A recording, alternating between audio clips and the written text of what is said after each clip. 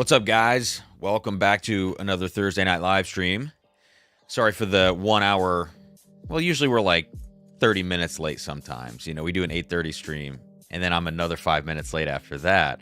But today, we started at 9 because it was a crazy day over here in Drums and Drams land. So, had to have an extra hour there to get things done. And I'm still kind of, like, my body's still recovering a little bit from Tuesday night's food poisoning incident. So, like, you know, residual effects, let's say. And I don't need to go into any more detail than that. But, you know. Anyways, good to see everybody. We got some great whiskey tonight to sip on. And a lot of stuff. I guess a lot of stuff to put to the test is one way of saying it. For instance, I mean, this, right? We all know all the drama and everything going on with this. And you know, we're gonna taste this stuff tonight. I am gonna release a review video for the 15th anniversary 13th Colony, along with other 13th Colony stuff. It's gonna be like a comprehensive video. It's gonna be long, but that's okay because I think it needs to be long. So tonight we'll talk about that bottle, how it tastes, if there's anything that I could compare it to. We're also going to take a look at the newest Old Forester 117 series. I didn't think this was going to be a possibility tonight, given some timing stuff, but it actually is going to work out. So I've got this new High Angel share, and I'm going to put this to the test up against the other High Angel shares in the past, and we're going to give one of these away as well. Oh, yeah. Of course. I forgot. So I got two more things here on the table. Still Austin Bottled and Bond Rye. So this is going to complete their Bottled and Bond series that they were doing. They did the red corn, the high rye, the blue corn, and now this straight rye. So we're going to take a look at that, and they did send that my way. And finally, because of everyone here last week, this is now in my possession, which is the Old Forester employee only or staff bottle, whatever you want to call it, 125 proof, released in 2018. It's a 1 liter, which is pretty cool. And you know, it had a screw top on it, and it had that little foam insert that I complain about tainting whiskey, which, look, I mean, so does Weller Special Reserve, the Old Antiques, the Weller 12, Old Forester 86, Old Forester 100. They have those screw tops that have that little foam insert. But, you know, the corrosion was already there. The whiskey itself is fine, thankfully. But I changed it out for this Michter's American cork, which is a secure fit, thankfully, even though it's that screw top, and it's a little bit of a wider top as well. It's hard to find a cork that fit. So we've got some super chats coming in, and I'll get to those in a second. But I got to say cheers to everybody. Let me know what you're sipping on tonight. Hit that like button. We will talk giveaway right after this first sip, just so we can get that out of the way. I can tell you, you know, kind of what you're playing for. And by the way, everybody else from last week that won, there was the River Roots bottle. There were the people on the Patreon that ended up grabbing those 2 River Roots that we randomized at cost in the Patreon, which was cool. There's a Patreon giveaway winner, and some other folks as well. It's all boxed up behind me and ready to go out tomorrow. I'm printing labels in the morning. So the giveaways from tonight plus everything from last week, it's all going to go out tomorrow. Just so you know. And Joe W, your the Rebecca Creek is boxed up as well behind me. Just, you know, if I forgot anybody, don't worry. It's all there. Okay. Cheers, guys. First sip of the night, Eagle Rare, of course, and we will do a blind sample tonight too. So we got a lot to get through. It's gonna be great.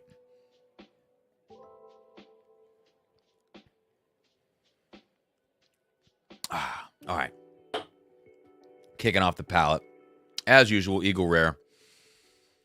Joe Dickinson, good to see you, man. Good to see all of you. I'll check out who's in the chat. I'll scroll up a little bit, but it's always hard here at the beginning. I don't want to get bogged down 20 minutes of reading highs and hellos, even though I appreciate you being here. I like to get into it, and then we can say hi and hello as we go. That was a rhyme. Look at that. It was like Dan Shook level poetry. Crazy weather in Ohio under a tornado warning, says Joe. Yeah, we're not in a warning, but we have been under a tornado watch for the last couple of hours. It looked fine earlier, but I know that things were quickly changing, so I'm not sure. Cheers, Jay. Good to see you, man. Leo's sipping on some Wilderness Trail Rye. It's a 2-bottle cuvee blend. Nice. Yeah, the blind results last night really shocked me with that Wilderness Trail winning out. Couldn't believe it. Spoiler alert. Mike Conklin, the master of the black arts. Been doing a couple mini blinds already. Disco 11 and Matt Tenasuki were bourbon winners. Middle West Pumpernickel and Michter's Barrel Strength for the Rye. So yeah, the Middle West, totally unsurprising. And Disco 11's great. I'm going to sneeze. Okay, look at that mute button. I got it in time. I actually got a sample of Matt's Swag Junior from last year. Joe Dickinson hooked me up with a sample. I sipped on it the other night, and I'm telling you, like, Tenasuki is fine. It's not bad whiskey, but because I had Swag Junior in my head, I tasted the Tenasuki, and I was like, wow, these are kind of the things. We tasted it a few weeks ago. And I'm glad that Joe hooked me up with the Swag Junior sample, because after tasting it, I was like, this is as good as I remember. I think Swag Junior and the Nulu Rye that Matt picked a few years ago are my two favorite picks he's ever done. They were so insanely good. All right, Mike B is in for 2 entries. Mike, thank you. Gotcha. And I got to tell you guys what else is going to be in the giveaway as well, but we got some Venmos in here too. All right, so I see all you wonderful people in here. I'm just scrolling up and scrolling down. Carter says, looking forward to the Old Forester Staff bottle. Yeah, Carter, and the thing is, man, I think it's going to be interesting tonight because we're going to compare it to the High Angel Share barrels. Those are a little lower proof, but I think that's an interesting comparison because they have a more flavorful profile, and they're probably not that much older, but they feel like they are. I also have the Bottled and Bond out, so I think that'll be a cool comparison to see how those things stack up. Did I see 21090 in here? I'm not sure. Yeah, what's up? Cheers, everyone. I just saw that the information about the Corbin cache. That looks very cool. I wasn't able to catch the live stream. I haven't really caught any streams recently. I just pop in on the Bourbon Junkies every once in a while and talk some smack, and then I tune back in 2 hours later. Okay. Cool. So a few super chats that I just want to recognize here in the Venmo at the outset, because these all came in and it's pretty crazy. So before the stream even started, some super chats came in here. And by the way, again, please hit that like button, guys. Travis, I got you in for 2, man, already. He says, for the faintest hope of winning this week, I'm sure it will end up helping your credit card account from taking the hit the other night. I'm sure he's talking about this staff bottle, which, again, we're gonna taste that. I'm excited for it. My Patreon members already saw my very first taste of it. Toshi, I got you in for 28 entries. Toshi, with a $139.20 super chat. We're gonna give him the 28th super chat. We're not gonna round down to 27. Toshi says, cheers, Cam. Venmo matches the proof of the 13th colony. Haven't been able to find one yet, but interested in what you think. Toshi, in your sample pack, there's going to be an ounce of that, okay? So if you want to wait and taste it, that's going to be on its way again tomorrow. It should arrive by Tuesday. I think it's 3-day shipping. So I got you guys in there. Have Jeep Will Whiskey. Lynn is in Have Jeepo, it says. We got to edit that. Is in for $25 super chat, says friendship. Thank you, man. Adam B, I got you in for 2. Adam says 2 because I could use those samples in my life and don't do stupid shit. Adam, I'm gonna do my best, man. I'll get through these real quick, and then we'll talk about the rest of the details on the giveaway, and then finally we will move into the first event of the evening. And I think the first thing we taste tonight is actually going to end up being this Still Austin Rye. I think that's pretty much the lowest proof thing, and so it'll be a good place to start. Mike D says, cheers, Cam. Got you in for 1, man.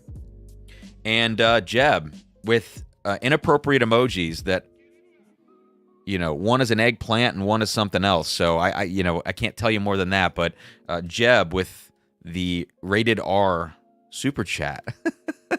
Leo, I got you in for 2. Says live stream. Jesse, I got you in for another 2. Says Pepto-Bismol restock. Yeah, that's exactly what I was talking about earlier. Freaking food poisoning. Jason Zell in for, oh, wow, a $50 super chat, Jason. Thank you, man. I appreciate that. And Will Molnar also with a $50 super chat. You guys are insane. Thank you. Cheers to that. Cheers, cheers, cheers. You don't even know what else what else we're doing. Will said, cheers. I want to cosplay as an Old Forester employee. There we go. We'll see, man. Well, we'll see. We'll see. Joe W. got you in for one, man. ... Very mysterious. And Greg Y. I got you in for two. Thank you all so much. Again, the Venmo and the PayPal is just a great way for YouTube to not take their cut. Okay. Whew. Joseph Yoon says, how long is the Angel Share available at the distillery? I don't know. I actually don't know how long these things sit at Old Forester. If anybody here is in the area, in Louisville, I would be very curious. It will. Joe, I got you in for 5. Yeah, if I said 1, that I'm an idiot. I'm looking at 5 on the screen. But thanks for the call out. Oh geez, and some popped up even in the live chat here. Good Lord, guys. You're way too generous. Jay, I got you already in, says give this a shot. Whiskey, cheers. Jeb, you got a storyteller batch. Good to hear, man. I mean, look, there was somebody that commented, I can't remember who it was, that was like, hey, I think you got a tainted sample of the, maybe it was Charlie's batch, one of the ones that didn't do so well in that Booker's Blind. I don't think the samples were tainted. I mean, the one was really bitter, and this person had mentioned, I can't remember who it was, that no one else had talked about that batch in such a negative way. And I mean, I'm willing to be wrong or to stand alone on it. It doesn't really bother me, but I am now like wondering, did I screw that up? Who knows? It doesn't matter. Every time I go back and revisit something, I generally trust my palate. So Aaron O'Donovan, cheers, thank you. Says, really enjoy your Scotch reviews, trying to broaden my whiskey palate. Yeah, the Scotch reviews, I think I need to do like a suggested first 5 bottles or something. That would be like I think a good thing to do in one of these upcoming videos. And Sip Whiskey still has not shipped my Port Charlotte 18. So I don't know what we're doing. I think they oversold and now they're waiting on some more to restock, which is so frustrating. Alakene, thank you so much. 2 entries. I got you. It says, excited to hear your thoughts on the 13th Colony. I was able to grab one from Bourbon Outfitters. Okay. Well, we'll see what happens with this one. And Copper Wolf. Let's see. Oh my gosh. You guys are overwhelming me already with these super chats. This is insane. Copper Wolf says, cheers, everyone. Cheers right back at you, man. I think we got 2 more. Jimmy Copeland with a $50 super chat, man. Thank you. Much love as well. Jimmy, I saw a 14-year Lucky 7 go up at 135 proof, which is one of the highest that I've seen. I think I've seen 136 maybe at the highest. And I know the one that the Barrel 72 is 134.14, I want to say. Anyways, I saw the 135 and I thought of you. And I think the last one here is from Russell. Jamie, I got you in for those 10. And Russell, in for 4, says, cheers to y'all tonight. This or basketball, easy. I'm glad that's easy because I'm sure basketball is much more exciting. Mike B says, I assumed Sip Whiskey was a scam. It's not a scam, but they definitely suck butt. All right. Wayne says that was Mighty Fine Batch. It was one of the worst Bookers I've acquired. My Pinkies is great. Okay, it was Mighty Fine Batch that I was talking about. I couldn't remember exactly which one. Well, thank you guys. And Wayne, sounds like I'll see you Saturday morning in line at Peerless. That's going to be fun. And now we're 15 minutes in. I'm so sorry, but you got it. It's your fault. You're too freaking generous. Let's get into this rye. Full disclosure at the beginning of this review. Still Austin did send me this rye. They've sent me all of their, all of the bottled and bond except the red corn. That was before they were sending me stuff. But as I always say, like, I'm going to be 100% honest. I know some people don't tend to believe that when folks receive free product. I understand the skepticism. I would be the exact same way. I am the same way when it comes to some people I see receiving free product, whether it's whiskey or other hobbies. But you've seen me eviscerate things before from barrel. You've seen me not like some of what Still Austin has sent, or at least not be crazy about it. you can take my word for whatever you choose, but I'm always going to be honest. I can assure you that. And there are companies that have stopped sending me things because I've not said good things about their products. It is what it is. So, all right, let's check this out. Again, 100 proof bottled in bond rye. So what I remember, red corn. Brian liked the red corn. See, I heard Jeb did not like it. So you two need to fight to the death. So what I remember about these ryes is I remember the low proof I actually liked better. It had like a very sweet, I think I said Smarties flavor when I tasted it a few months ago. That was I don't know what the proof is, the base rye. And then they sent me the cask strength, and I thought it was interesting, but I actually thought proof down the rye was better. There are some rough edges to the Still Austin stuff, even with its slightly older age now. Usually it's around 4 to 5, it sounds like, for a lot of their stuff. I find that with water, I actually like it a little bit better. Now, we're dealing with a 100 proof bottled in bond rye now, and so this is somewhere in the middle of those proof points from the cask strength to the base rye, and I think I like this. It has that sweet tart, like Smarties, I should say, not sweet tart, Smarties kind of thing is in here as well. But there's also this, is it kind of like it's a kind of like a grapefruit note. So there's a note that I called out on the high rye bourbon, where when I was growing up, there were houses being built in my complex, in my development that I lived in. It was a new development. And we would, like in second grade, we would cause trouble. We would ride our bikes and go into these half-built houses, and we would, just cause trouble, right? We're climbing all over stuff. And that smell of that house, which is a fresh lumber smell, right? And I complain about that note sometimes, but in this case, it's fresh lumber, but with outdoorsiness, a little earthiness from the soil and the dirt that is on the lot that as they're building it, right? It's a little different smell. I get that on here with grapefruit and with sweet tarts. So super candy shop sweet on this rye. Very effervescent. I like it quite a lot. And there is like a nice caramel note to it too.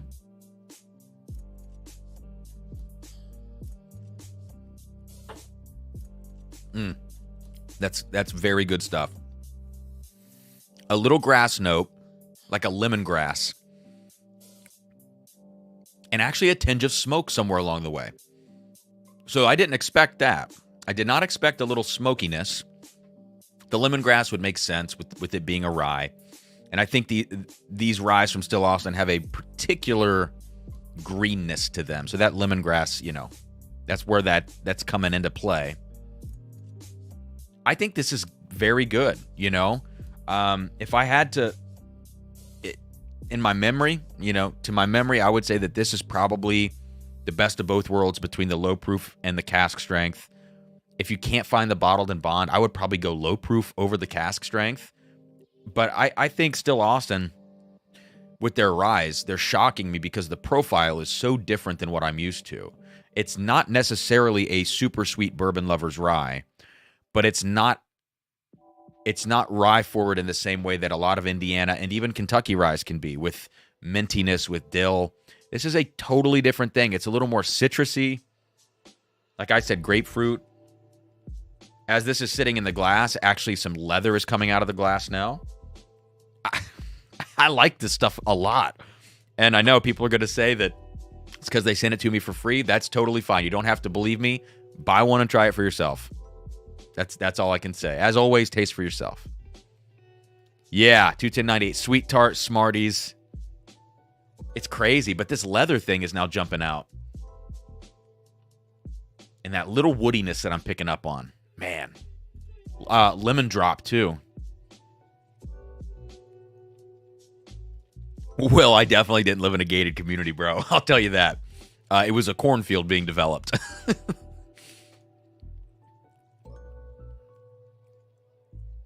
Mike says, I want to see this Still Austin added to last night's rye blind now. I think, Mike, look, I was wrong about which one I thought E.H. Taylor was, so don't take my word for it, but I think this would have placed top 3. It's just so good. And what I like about it at this 100 proof, too, is that it's very balanced the way that it drinks.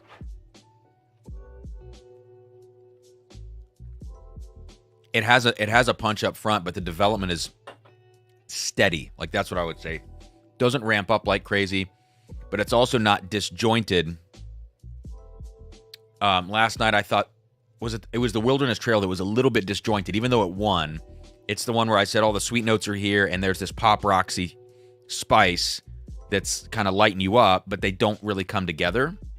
This one doesn't have that. It just is a steady development, and I like that. Brian says, can't wait for your 52% rye pick. I know, I gotta... Help me bother Dan Shook about that. I'm just kidding. I think we're waiting on barrels or something. Tim, I think this is a Fraley blend. I think Nancy did do this. Mike, is this not released yet? This bottled, this rye? But the high rye bottled in bond is still so good. So good.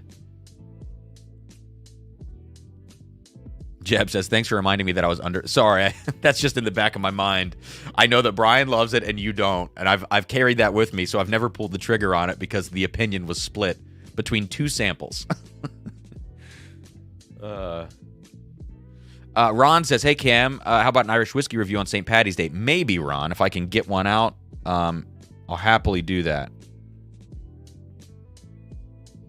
Again, I'm never super thrilled with Irish, although I did see Carter say something, maybe in the Patreon, about needing to get me some Dare Gaelic. I do have a little bit of a Dare Gaelic sample left from Lido. I tasted this months ago, but unfortunately, the sample is tainted. It's in one of those sample bottles.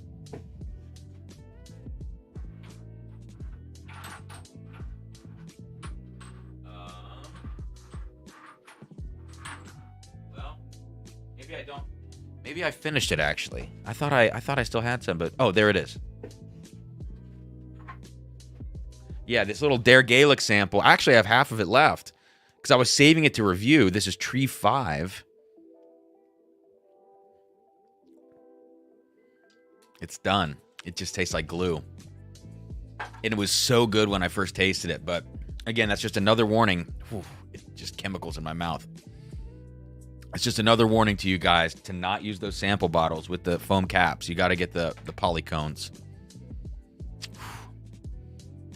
I mean, look, Russell, I like Irish. It's fine. I'll drink it. But I'm never in my mind do I say I'd rather have an Irish than a Scotch right now.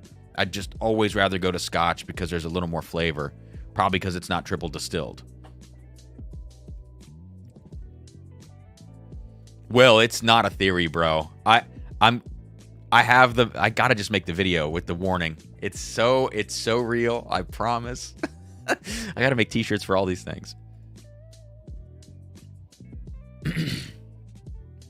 Brandon, Cam, trade me a sample of that Coy Hill behind you. There's not a lot, dude. That was a bottle from Matt Porter back here. There's not a lot left. Okay. All right. So, anyways, for me, still Austin, bottled and bond rye is a recommend. I think these are all $80. Man, it's even sweeter now. It's just getting so sweet with air. Is there anybody that's not going to like this bottled and bond rye?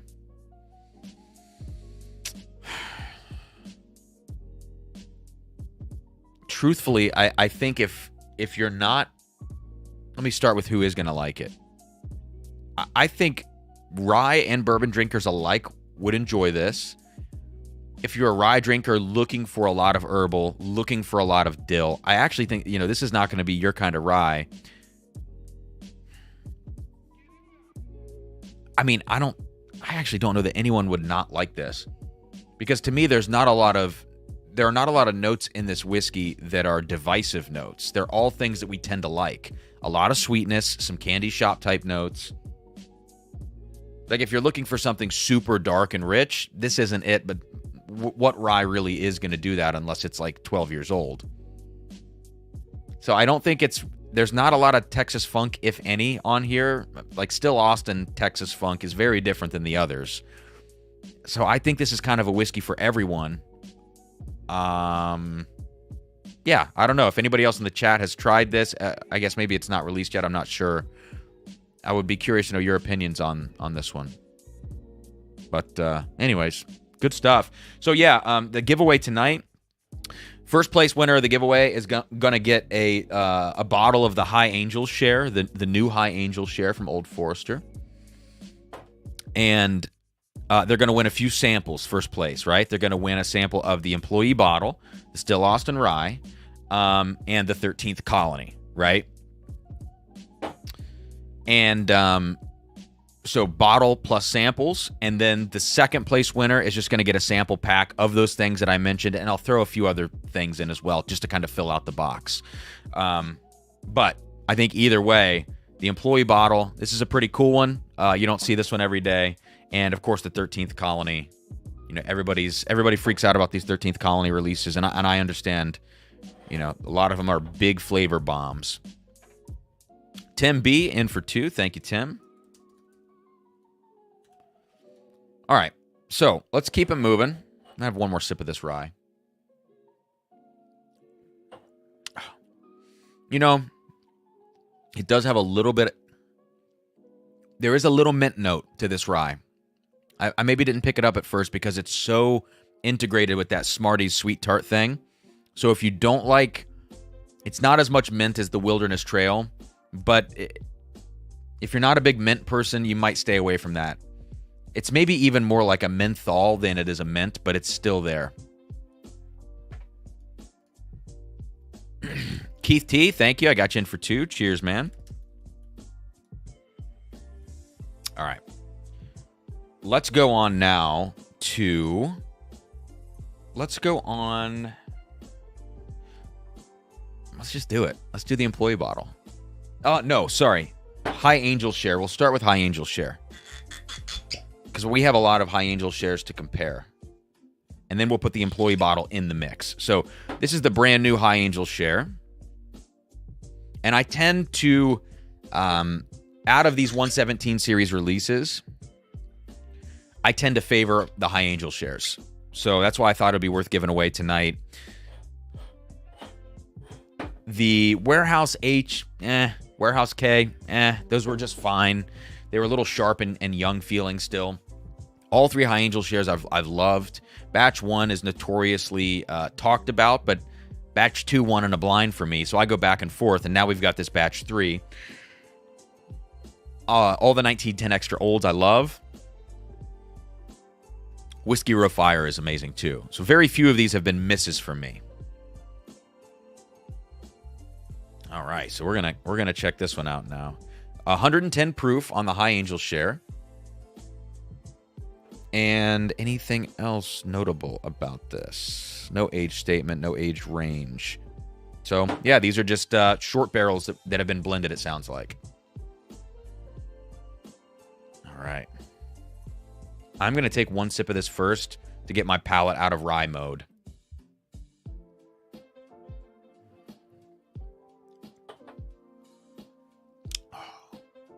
That's nice. Ooh. There's a corn, like a nice sweet cornbread note to that. Not in a grainy way. Ooh. Okay. So this High Angel Share, again, I'll put it in a comparison next to the other 2 batches in just a second. This feels like it's getting more into sweeter, like bready dessert notes. And I know that Old Forester, often I talk about that yeast note that's on the Old Forester 86. It's on other products too. But that yeast note is when I get that bready thing, but it's really young. This has a more advanced bready, desserty kind of note. Yeah, because to me, it's not yeast in the glass for this one. It is some sort of like straight out of the oven kind of pastry dessert, that type of note. Interesting. There still is some banana on this though, but it's more like a what do I want to say? Bananas Foster maybe. The word flambe comes to mind. Anyways, I had to Google that.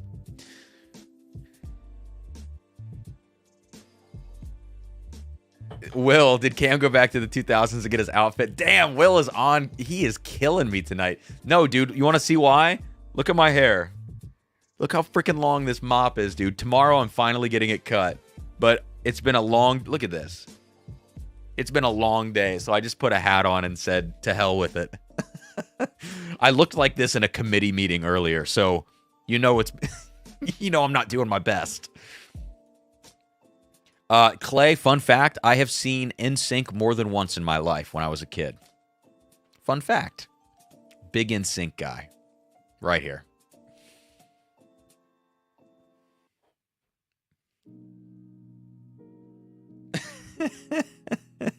Carter, I've had the Still Austin Bottled and Bond Rye. I had it next to a single barrel rye, and the single barrel got my love. So dense and layered. The Bottled and Bond was airy and pleasant. Good spring. I like that, Carter, that you said spring sipper. I think you're right on about that Bottled and Bond Rye. Even the standard rye, for sure. And when did you have this? Like, I'm curious when it released. I've never had one of their single barrel ryes. I would imagine you could probably find a pretty cool one. Mike, the Scotch finish is one that I've not had from the 117 series. Frankly, wasn't that interested in it, but who knows?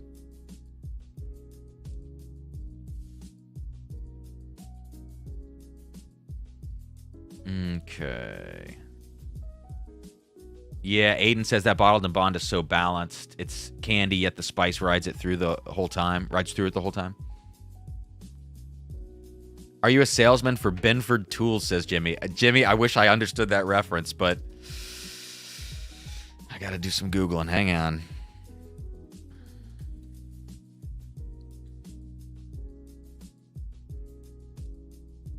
What is Benford Tools?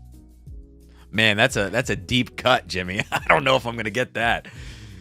Oh, you guys are killing me. The 90s are back in style. Oh, I did not have frosted. Actually, well, let's not talk about that, Mark Vasco.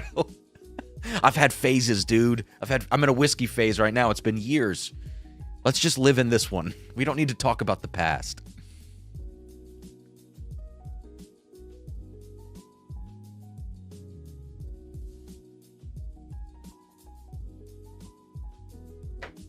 What is Tool Time? Oh, Home Improvement? Yeah. I don't know that. I never watched it. I didn't watch a lot of sitcoms. I'm lame. But I looked it up. Benford Tools. I'm on a website. It looked like a legit tool website, so I didn't think anything of it. Clay says I should be on The Real World. God, you guys are killing me. That's because Cam was 7. Joe, yeah, the Heaven Hill 18 is shipping tomorrow. And it was too freaking expensive. I will tell you that. I've had a bunch of people now. I mean, I don't know. I'm getting tagged in Heaven Hill posts right now to buy one. I've already got it. I just need to. Okay, guys. Road rules. God, you guys are killing me. All right, well let's keep going. We're here to be serious, right? No, not really. All right, so I talked about these like sweet dessert bread notes in this. High Angel Share. This has a very, very dark cinnamon cherry thing in it. Yeah. And this is the thing about, I think a lot of these Brown-Forman products, when you get them in high floors, which can often lead to short barrels, right?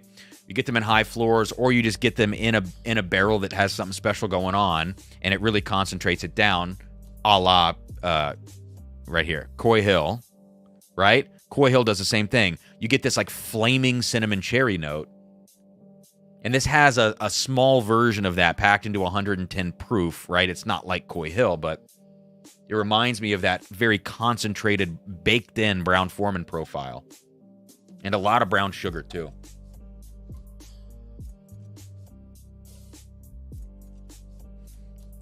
And it drinks great. It gets a little more candied, a little brighter on the palate than the nose, I think. So the palate leans a little bit into like the Old Forester 1920 vibe to me, whereas the nose felt maybe a little bit older. So there is that kind of distinction, that kind of separation between the nose and the palate. So let's see how this thing compares to batch 2. Yep, this is batch 2.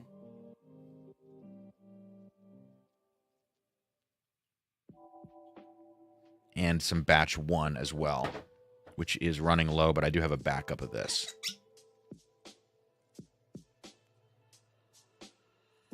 Okay.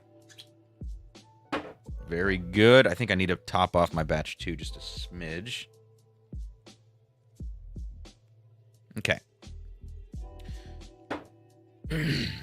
Thank you, Mark Vasco, for the Patreon shout out. Guys, the Patreon, I cannot believe how much it's growing. It's insane.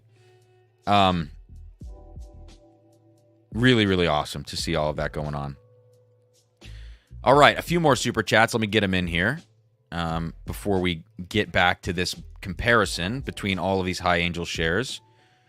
I had a thought at one point of doing a full retrospective review of all 117 releases, and I just realized not only are so few people going to care about that, but like I got to a point where I'm like, I don't even care about that. They kept coming out so fast, and I had so many of them. Just, no, this isn't worth it. Like, I can sum it up by saying they're all pretty damn good. A few special ones, I could name those off, and Warehouse H and Warehouse K, and they may have even done a Warehouse I, I'm not sure. But like the Warehouse ones were not particularly great for me. Haven't tried the Scotch cask, and it just becomes a money pit after a while. So anyways.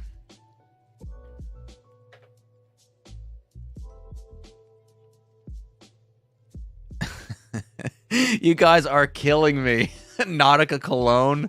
What did you say? Someone said like shell necklace or something. Yes, Durrell. This is the 125 proof. This is that bottle. Yeah, I know bourbon's a money pit, Jeb. Jesus. I know. Okay. Lynn said, so many of us can't get the 117 series, so we don't care. Hey now, turn that frown upside down. Anything is available on the secondary market. I'm not encouraging it, I'm just saying. All right. Batch 2. Oh, interesting. These glasses need... I rinsed these out just before the stream. I used them earlier just to do a quick side-by-side, and I rinsed them out, and they've got this smell to them, so I'm trying to just coat the glasses and get it out of there. Okay. Oh, Durrell won Blendageddon. Nice, man. All right, so quick sip of batch 3, back to batch 2. Batch 2 is more leather. It's darker, a little bit more spicy, savory, less sweet on batch 2. Yeah, actually a lot of leather on this.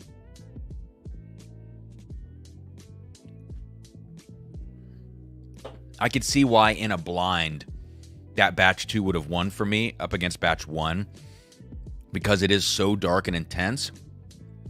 But the palate, there's a little something that lacks on the palate. But leather is a note for me in whiskey that I just cannot get enough of. And it can be like the Jim Beam leather. It can be this Old Forester leather. George T. Stagg, you know, that's when Buffalo Trace really starts to get leathery. No matter what, leather is a great note for me. Bourbon Retriever, I got you in for 1. Thank you. Got it. Okay. Doing my first live stream tomorrow. Any tips? Yeah, maybe some tips. Because I remember doing this at the beginning back in 2020. I think my first live stream was it was when the election was happening. It was the election. I called it Whiskey While the World Burns. It was just being hyperbolic. But I think on a live stream, on your first one, you know, it's probably not going to be as great, you know, as some of the later ones. You just always have to think of what's going on from the audience perspective. And sometimes you can actually be too critical and think like, oh, there's too much dead time. Sometimes dead time is good. Like I talk fast. I talk a lot. So space and dead time for me can be actually a pretty positive thing. You just you got to know your bag and what you're doing. But at the end of the day, I think what I always struggle with doing this channel or even doing music stuff when I'm playing on stage as a soloist is like I got to remember that people are there to see me. They're not there to see a doctored version of me, because I never put out a doctored version of myself. And so then when I start to get insecure about things when I watch them back and I go, well, maybe I shouldn't have said, maybe I should be more like this in the next stream. The minute you start doing that, people see right through it. And I always come back to that. It's like they're here to see me, and if they don't like it, why should I pretend? You know, there are other people that they could go watch. And so those are maybe some slightly helpful pieces of advice. I mean, that's from a creator perspective. I'm sure people in the live chat as viewers will have other opinions, broadly speaking and specifically about me. But Jeb says, live stream hat, give away bottles. Yeah, I don't like that I do it that much, but I get these whiskeys and I'm like, I just want to share them with people. Yes, it's not bad financially, but at some point I do feel like, well, I'm bleeding the feed and I need to not do a giveaway for a few weeks. And you'll see me take, a few weeks off at a time, because it can feel a little weird.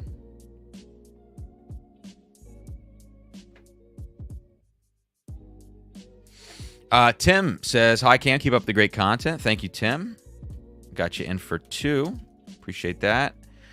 And I'll do my best. I don't know. I felt like the content's been a little bit lately, and so I'm working on that. JG in for 1 says, yes, Cam Durrell won, but I was the early favorite. Nice, Jay. Keep telling yourself that. No, I'm just kidding.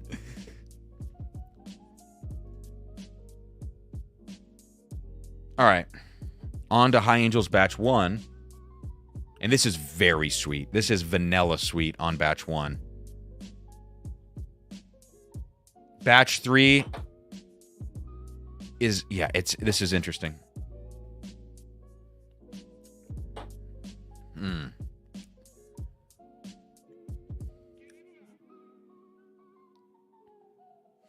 Okay.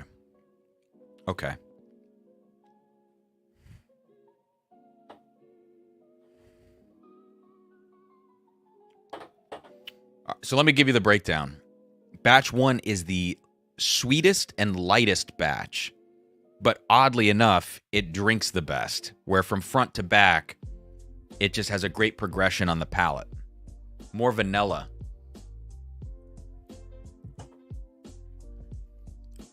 Yeah.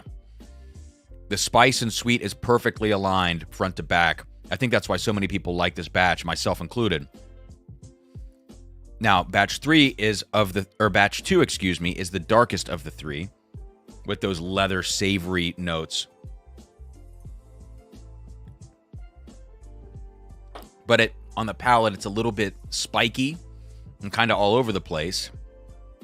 So it's not as comprehensive to me.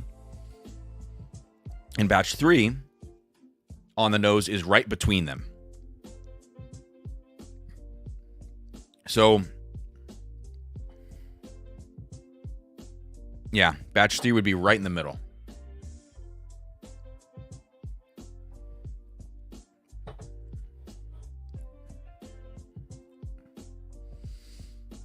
So all of them are surprising to me in a weird way. And I think maybe that's because we're talking about, again, these are barrels that have high angel share, shorter barrels, which usually have kind of wacky profiles. And just because they're really intense on the nose or on the palate doesn't mean the other part of them is going to be the same. And that's what I find whenever I taste like kind of weird short barrels with these strange profiles. So batch 1, light sweet nose, best palate. Batch 2, super dark nose, leathery, feels old. You get it on the palate and it's kind of all over the place. And then batch 3, it's kind of right in the middle, but the palate felt more candy sweet and a little bit younger than the nose. Like, none of them really fall in line with their noses. Yeah. So it's interesting. Toshi, if you're ever in doubt of what to say during the live stream, talk about laser codes. That is funny. Wombat Annihilator says, I had not even heard of the 117 series before now. Let me get you in, Wombat Annihilator. Annihilator is one of those words you got to spell a few times. But now I'm interested. But that 13th colony, yeah, we'll get to that. What got you into bourbon? I was a craft beer drinker for a while. I got into Scotch after a crazy night with a bottle of Lafroig. It was my gateway into Scotch, even though before then I swore that I hated peat. And then after that, COVID hit, and before COVID, I just remember feeling so uncomfortable because I didn't know anything about. Like, I would go to restaurants and I knew that I wanted to order a bourbon, and I would look at the list and I wouldn't know what any of it meant, and I would just order a random name. And so I wanted to learn more about it, and then that combined with kind of knowing Scotch a little bit, I just tumbled down the bourbon path and haven't looked back since. Let me know, guys, if I've missed any super chats in the live chat. I know I've missed some Venmos that I'll get to, but please remind me if I've missed any. Jesse said Jay's blend was much easier to replicate, so he's got that. Yeah, I'm sure Darrell put in some crazy stuff. If Darrell's still in here, let me know what you put in it, man. Because that stag blend that you did, Darrell, was incredible. You sent maybe last year. Amy got you in, says, cheers, Cam and crew. Happy Thursday. Thanks, Amy. So here's what I'll do. Yeah. Here's what I'll do. I'll move on now to the employee bottle, and I'll leave these three out, and we'll actually pour out a little bit of the bottled and bond as well. The color on this stuff is hilarious. Let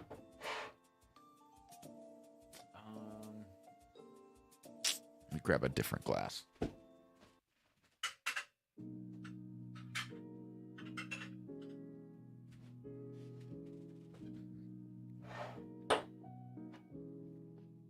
So this will be a bottle kill.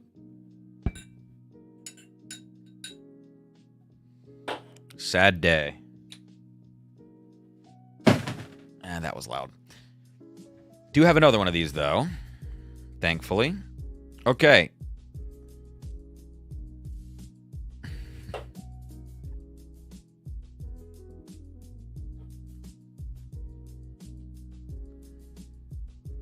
Gosh, all of these glasses that I rinsed earlier have a weird smell. I gotta get a new one.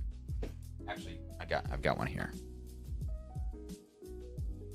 I didn't even dry them with a paper towel, but they have like a paper towel smell. I dried it with a real drying cloth.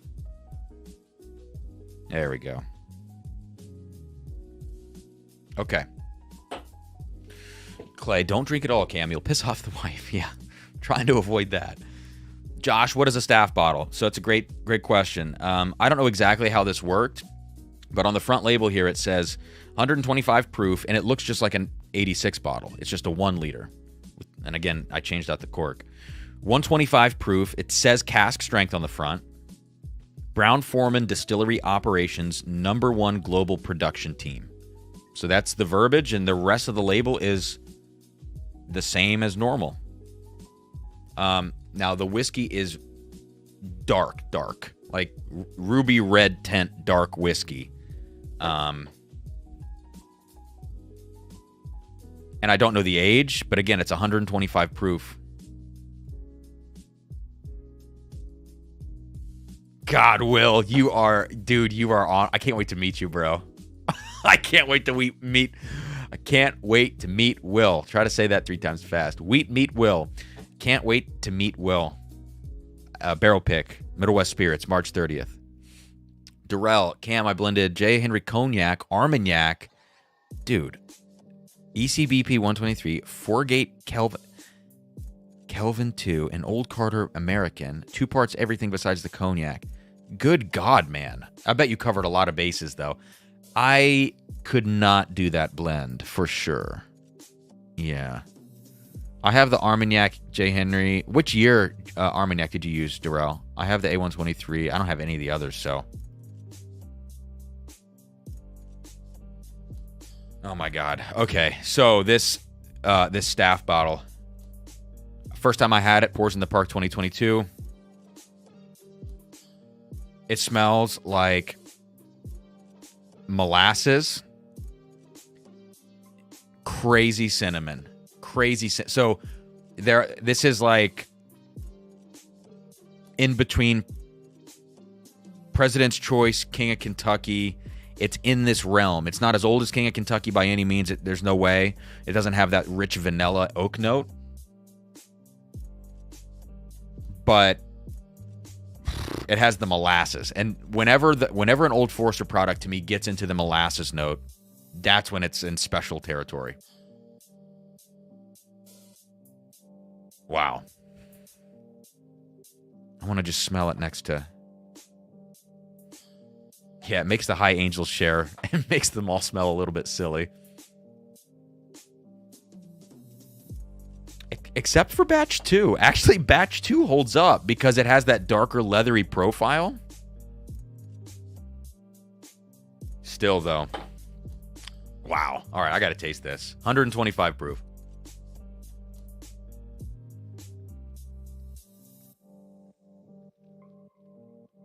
Wow.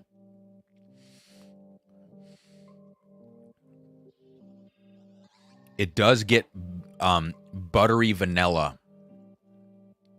Like a vanilla buttercream note in the finish.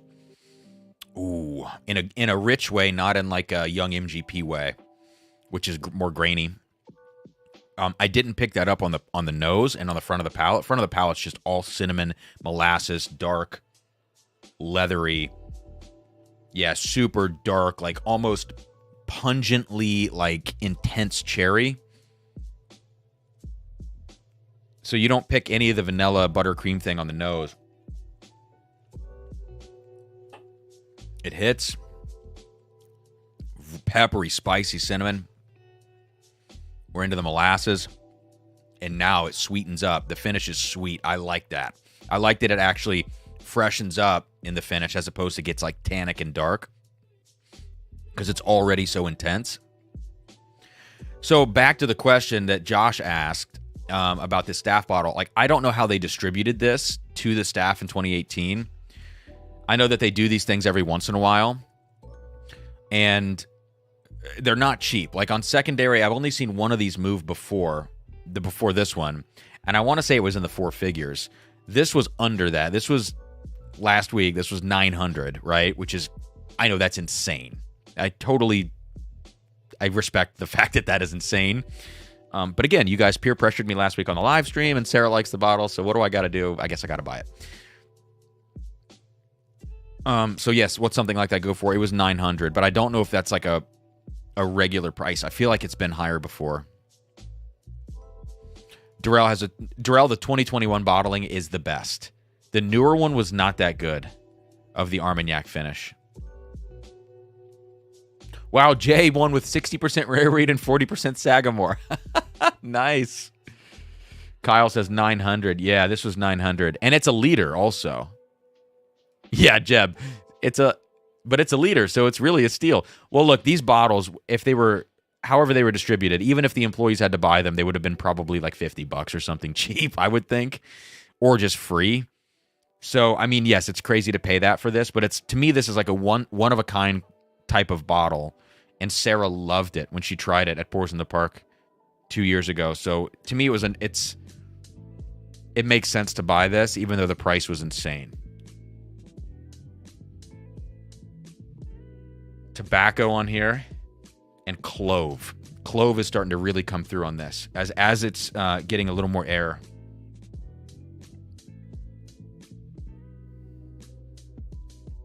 Oh, Jesse with the freaking DBZ reference.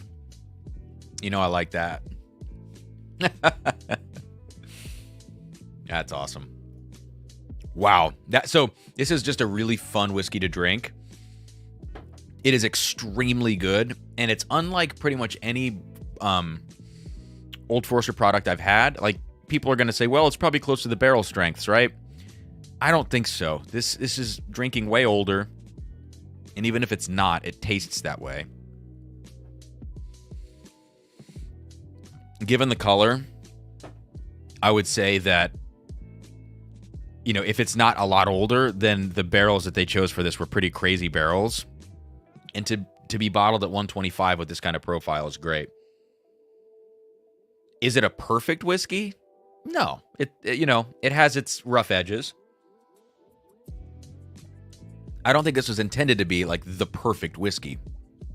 but it's damn cool. It's very cool.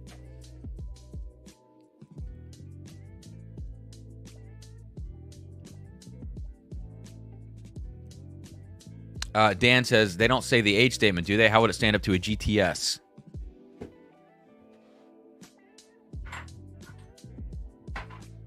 Well, let's find out.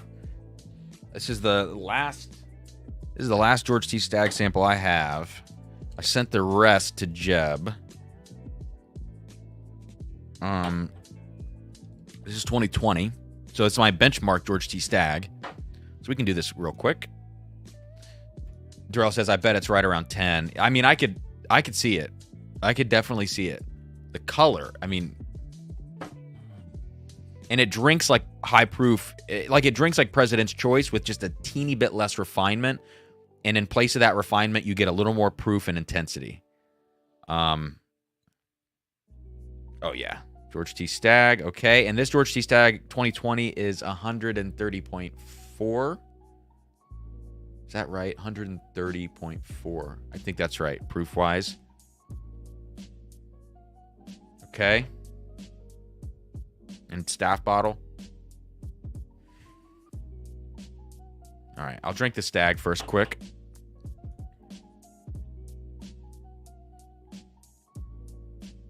Oh, yeah. Stagg is like a little more tart, actually, weirdly enough. Like more tart, dark fruit. Red fruit, and huge, that fresh leather note that I get on George T. Stagg is, in this comparison especially, is so pronounced. And then back to the staff bottle. In this comparison, it makes the staff bottle smell like King of Kentucky because it's so much darker in profile.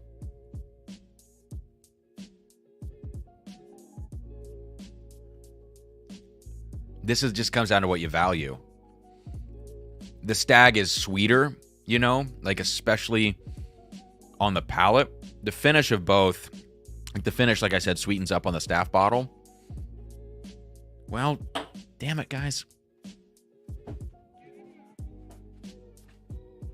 Let's just see. We're low.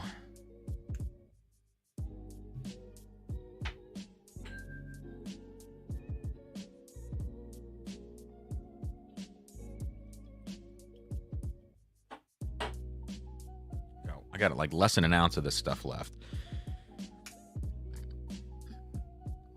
Josh says, would it compare to Old Forester 1924 if it was higher proof? Very likely, yes. There are a lot of similar notes. Although the 1924 is the early times mash bill, and God only knows what the mash bill of this is. If it's the Old Forester mash bill or if it is that early times, I have no clue. Jay says, if you get sick later, you know it was the Old Forester employee bottle. Yeah, so the reason he's saying that is because the other night, the only things that I had consumed were tacos from my favorite taco place and like a teeny sip of the employee bottle for Patreon, a first sip that I did over there. And then I got this food poisoning. And so it was like, oh my God, I hope it was the tacos and not the employee bottle. Because if I'm a mess tonight, then I'll know it was the employee bottle. All right. So little King of Kentucky for the comparison. Right. Okay.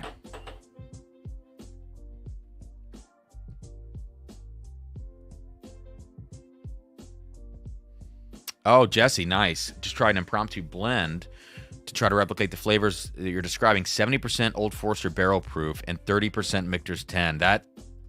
That's interesting.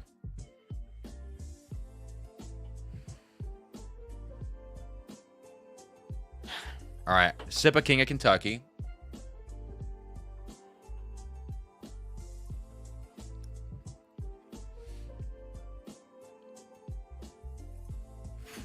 I always forget how good that stuff is.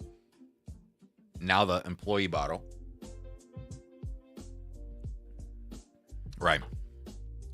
Literally the only difference is that the King of Kentucky has that sweet vanilla oak note to it to show you that it, in this case, is 14 years old, I think. And the staff bottle just doesn't have that. That is the only difference between these two. So that's crazy And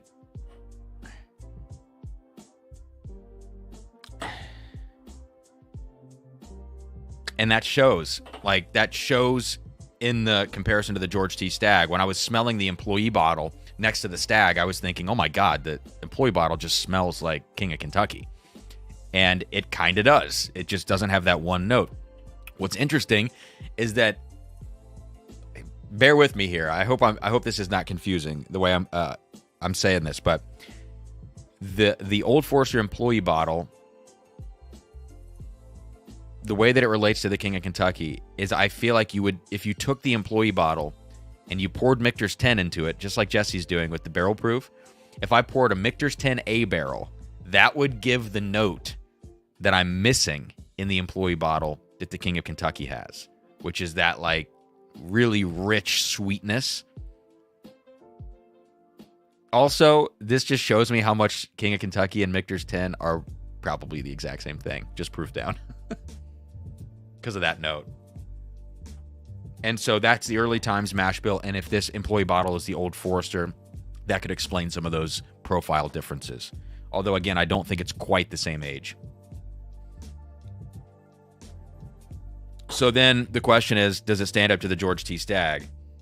Yes, it's a resounding yes. Is it better? I don't know.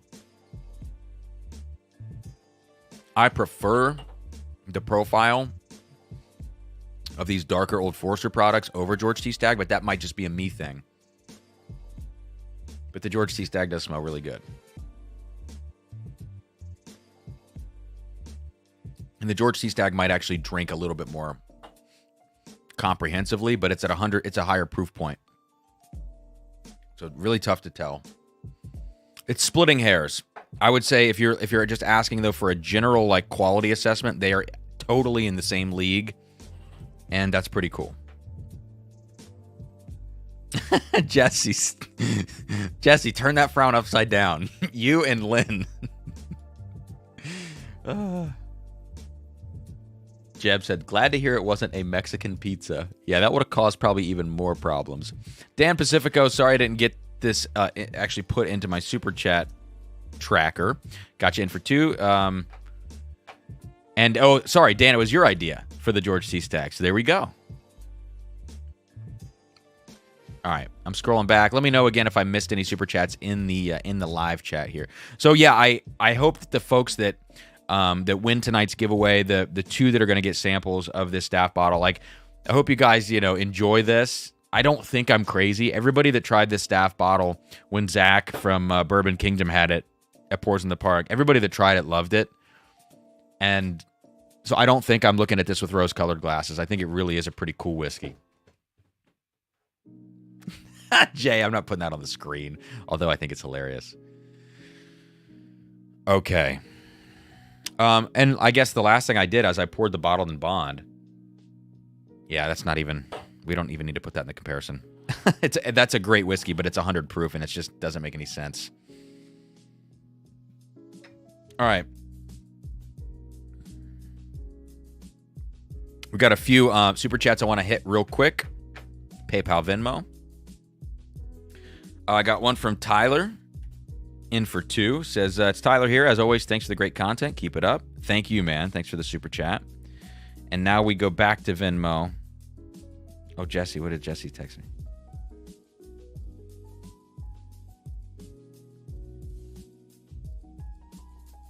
Oh, man. Are you interested in having some Dare Gaelic?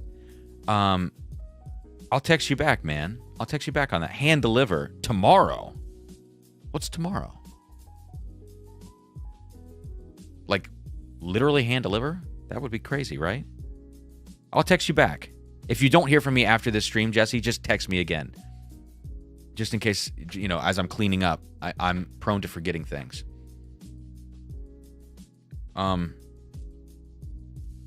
Okay, I got to get back to Venmo here. There we go. I think Greg Y was the last person that I got in. Yep, got you, Greg. And so now we are on to Scott. Scott R. In for 10 entries. Thank you, Scott. And your package will be on the way tomorrow from last week. Your bottle win with samples Bruce W. in for 2 says Drums and Drams live. Love the channel. Thank you, Bruce. I appreciate the support, man. Ryan K says here's to a few more chances. Okay, we got you in. The Wolf. Guy in for 20 freaking super chats. Guy, thank you, man. He says cheers. Hope the foot is healing well. The foot is doing okay. We are now 5 weeks and 1 day in. I'm not wearing the boot anymore.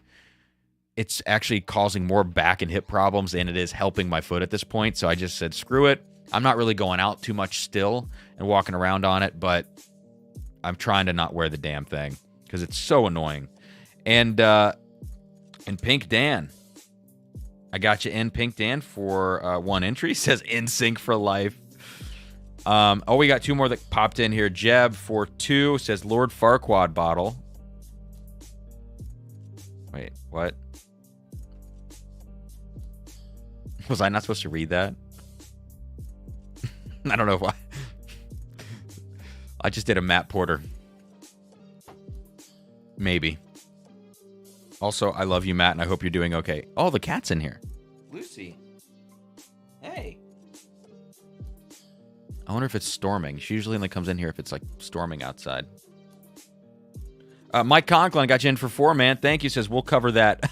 We'll cover that $900 tonight. Thanks, Mike.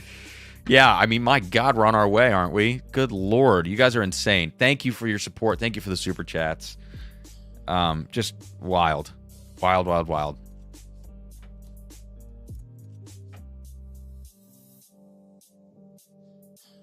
Oh, Jesse, man, you don't got to do that. Oh my gosh, that would be such a drive, man.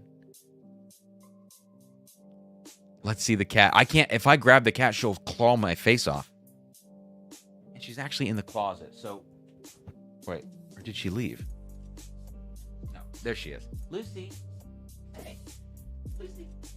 You okay? Okay. Yeah, she doesn't want anything to do with me. I think it must be storming. Because she's hiding. Yeah. Hope the basement doesn't flood. That'll just really cap off the day. Matt, love you too. Yeah, almost pulling a Matt Porter, reading it out loud before I read it to myself. Oh, I love it. No kitty cameo. Okay, we got to move on. I think it's 13th. Actually, let's do a quick blind sample before I melt my face with 139 proof, okay? So, I had pulled a Pink Dan sample, but Tim earlier had said that I could do his 2 together.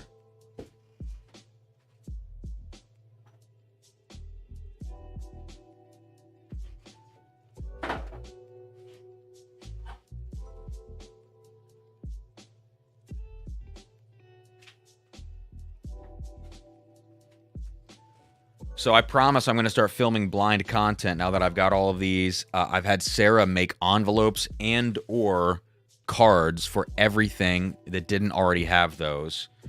So we have a humongous stack of blind stuff. And I think the deal is I'm going to kind of do what Matt does for 1 Ounce Wednesday. And I don't know exactly the form it'll take, but it'll be something where I just kind of randomize it or just pull something out. Whether it's 1 sample or a quick 3 sample flight, and I'll just shoot a video on it and see what happens at the end. So give me a second. I got to find Tim's envelope here. There we go.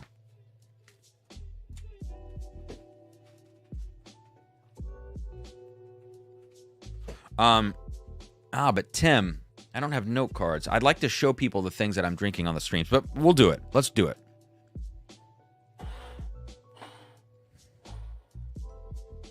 Okay.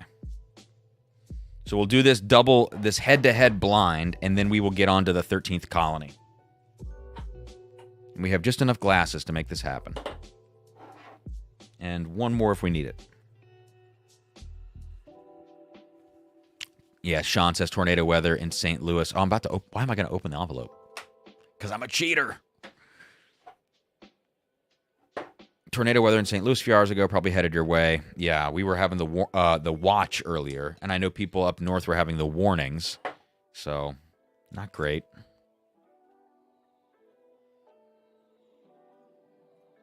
All right, so I apologize. You guys won't be able to see. I didn't have Sarah turn this envelope into note cards because I thought I would do this on a video, but we're going to do it right now since Tim's in the house. Michael, am I in? E.H. Taylor. Yeah, we got it. Got you in for one with a little spicy take there. Actually, not so spicy after yesterday. E.H. Taylor Straight Rye is disgusting. Yeah, I can't believe the acetone note that I got on it in the blind. Here we go, BL Brewing Co. Clay, just good old me, if you're still in here, help me answer this question, but let me pull the one bottle that I always suggest for people who are looking for like an entry-level Armagnac.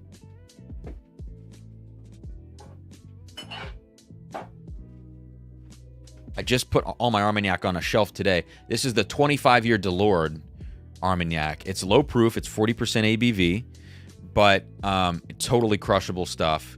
25-year Armagnac for $80. I mean, value-wise, you really can't beat that. And it's a great entry.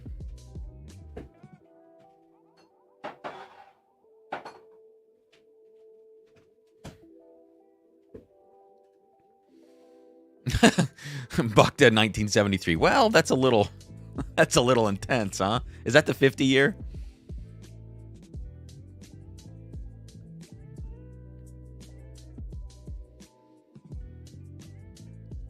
All right, I think we got another PayPal super chat before we get into this blind. Ben Taylor in for 4. Thank you, Ben. And Ben, I think you're a new Patreon member. Is that right? A few people jumped in on the same day, and I need to go back and check everybody's name on that. But thank you, man, for the super chat. I got you in. Will, I didn't know if it was bottled. I didn't know if that was the oldest vintage in the blend or if it was all 50 years old, dude. So stop the attitude.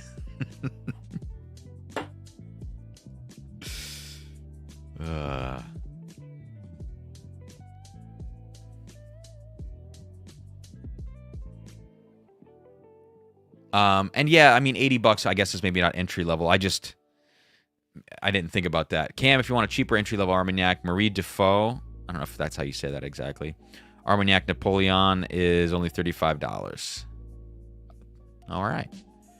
Yeah, I haven't had really like younger Armagnacs. I've had maybe like 18-year stuff at the youngest because I haven't explored the category so much. So I'm not sure what like younger stuff or younger blends actually taste like. I guess I need to learn that.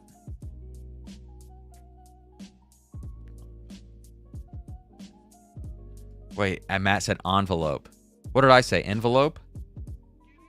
What did I say? All right. Tim sample 1. Oh, okay. Sample 2.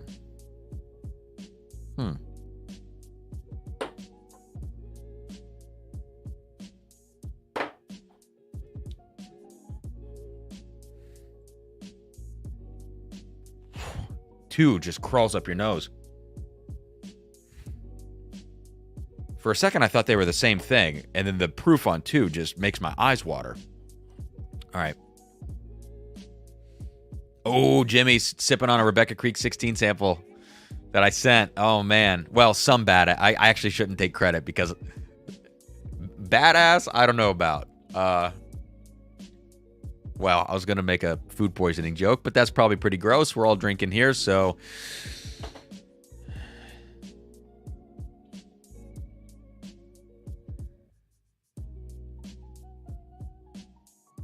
Andrew Patrick. Woo! We haven't gotten there yet. Man. How do you like this triple maple stave double oak finished whiskey? Woo! Let's see. Give me about 5 to 10 minutes.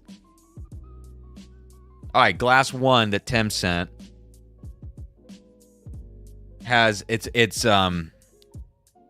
feels like kind of a little young, grainy, bright, high proof, honey, corn forward. This to me smells like high proof MGP at like 6 to 8 years.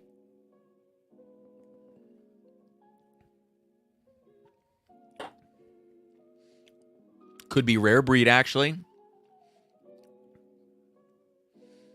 It has a little bit of like a rare breed cinnamon vibe to it. And, you know, sometimes these like rare breeds or some of these Willet source things and MGP, they can kind of run together in some ways. I actually kind of like this. At first, I thought it felt kind of young.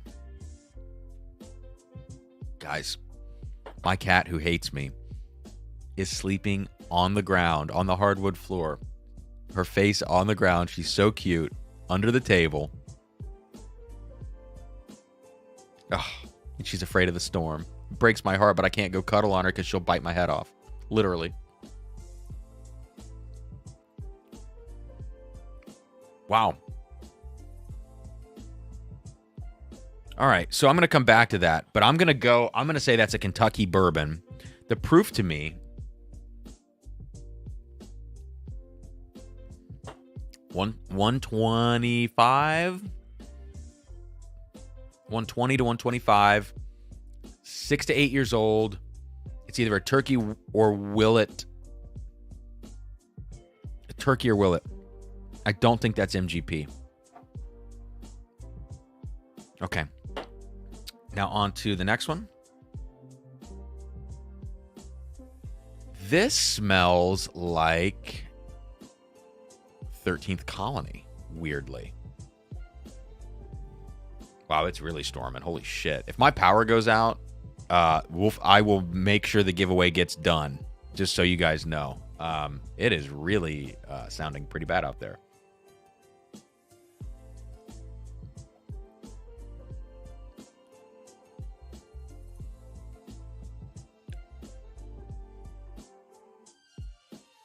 This is weird. Okay. And I know you guys don't know what I'm drinking, and I'm trying to move through this fast so that I can reveal it to you soon. But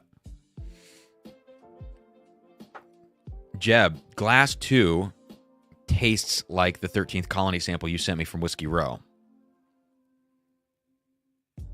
It has that super like leathery cherry thing in it.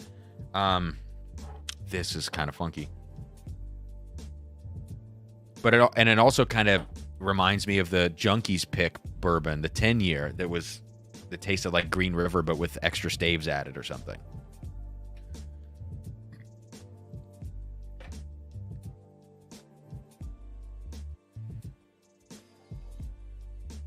Oh, this is pretty wild, huh?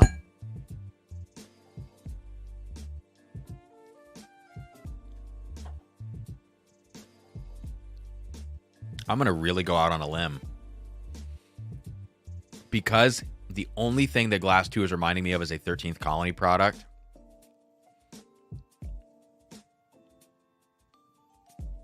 Green River wouldn't be this proof.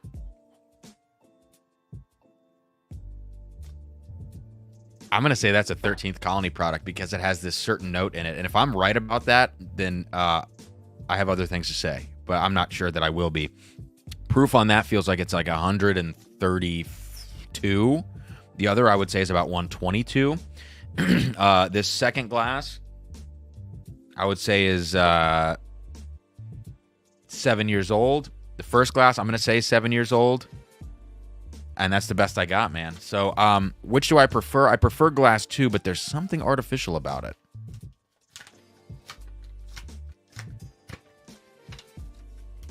Sample 1. Again, I said it's either a Willet or a turkey. Ah, it is MGP, but it's got the finish. This is Magnus Cigar Blend, batch 117. So this is after the proof is dropped, and that makes sense to me. Yeah, I can smell it now. Damn, and my first impression was that this was MGP, but it had something else in it, and that's the finish. It wasn't a different distillery. So 115.8 proof. I said 122. Yeah. Age on this, now there's younger stuff included, so it's really hard to tell what the age is. I liked it, but let's see what sample 2 is. Wow. Really?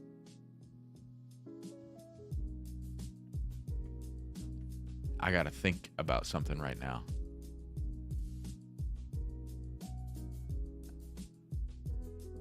I got to think about something. This is OESQ. So this is a Four Roses OESQ. 113.2? This thing crawled up my nose.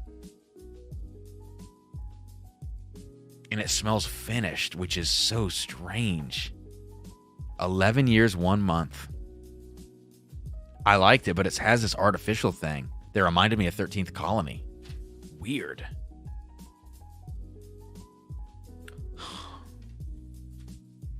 What is the mash bill of Four Roses E? Is it 70-25-5? 70-25-5.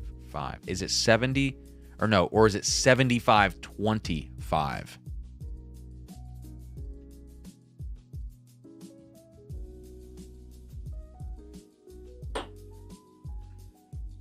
I can't get that green that 13th Colony thing out of my head. That Green River 13th Colony, like really intense, pungent thing. I like it, but that threw me for a loop.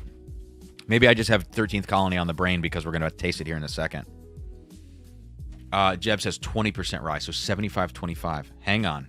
I got to check something.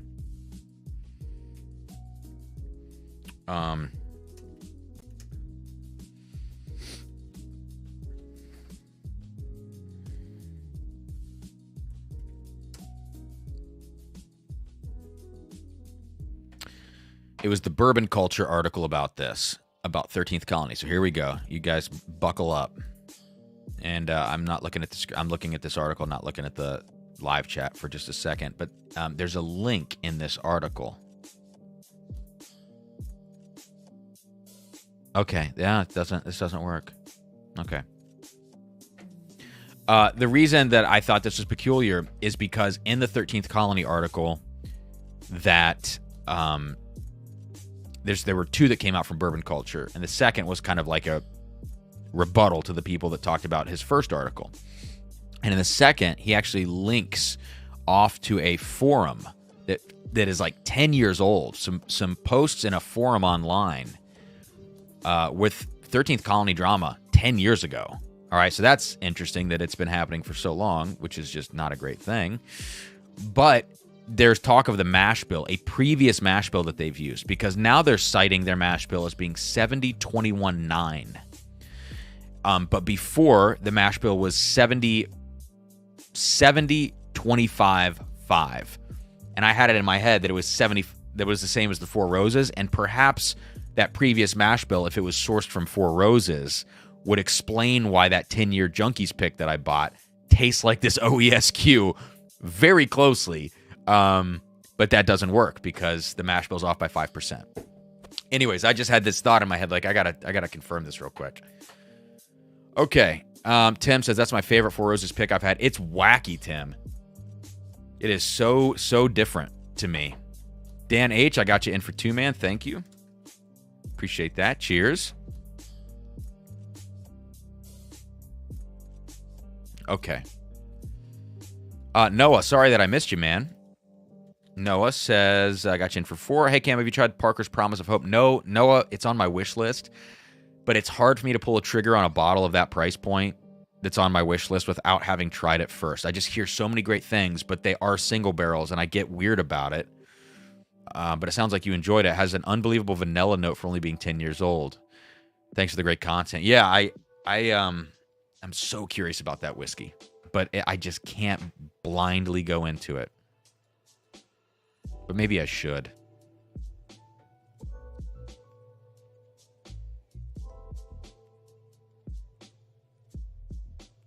Devin says, I think most of the newer Magnuses utilize 9-year Barton at 16.8. Devin, there's got to be younger MGP on it, based on the way they all taste. I would stake a lot of money on there being younger MGP in that stuff. But I mean, I could be wrong, but it has those young MGP, like grainy buttercream notes. All right.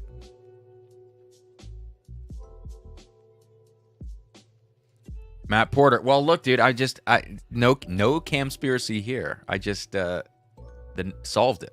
You know, no conspiracy here. Although camspiracy is I got to do a Micro Batches shirt, and I got to do a Campspiracy, or we can combine them. It can be one shirt, you know.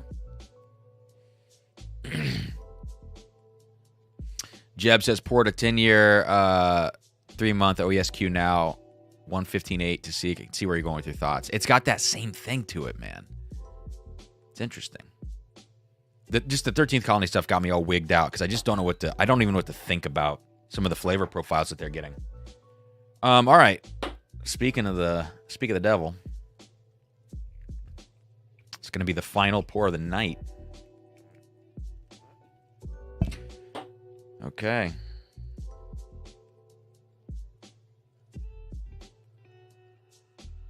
Are we going to get into the weeds? I don't know. This is 139.2 proof, so almost hazmat. It's 8 years, 9 months, if I remember correctly. I don't think that's on the bottle. No. 13th Colony produced 2 labels with the TTB for this product, and they released the second one. The first label, everything is the same, but this side description did not say straight bourbon whiskey in the side description. They produced a second label sometime after the controversy hit, and they added in, this straight bourbon whiskey has rich layers of blah, blah, blah. That doesn't matter. The word straight in this case doesn't matter. It doesn't change the fact that they shouldn't be using anything other than oak without disclosing it. And obviously no additives, no coloring, none of that. But like if there's any maple in here and they're still calling this a bourbon, they should disclose that. So I'm going to assume that there's no maple usage in here, although the double oaked, classified as a bourbon, not a straight bourbon, but a bourbon, uses maple and does not disclose it on the label. They disclose it elsewhere, right? So that is not allowed. That is incorrect. That is a violation. This one, I'm imagining, we could have the same issues, but you never know. No clue. Dark color, not nearly as dark as a double oaked. But it is interesting that they produced 2 labels of this product and threw straight bourbon on the side label, but they still didn't change it down here, interestingly enough. And they just, maybe that's an ease of printing thing, but they wanted to quell some of the hate, it seems like, with this second iteration of that label. Wow, it's really storming outside. Goodness gracious. All right. Oh, by the way, speaking of 13th Colony, I think this is actually in here. Oh no, I put these pictures in the Patreon chat. Let me see if I can get them in here real quick so I can show you guys this. I don't know if anybody else has shown these things recently or not. Here we go. I'll airdrop these to my computer and plug them in.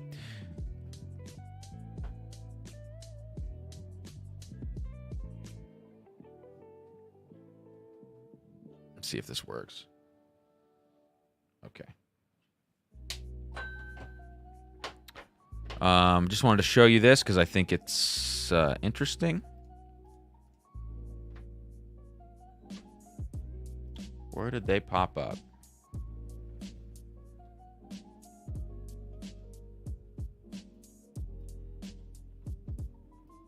There they are.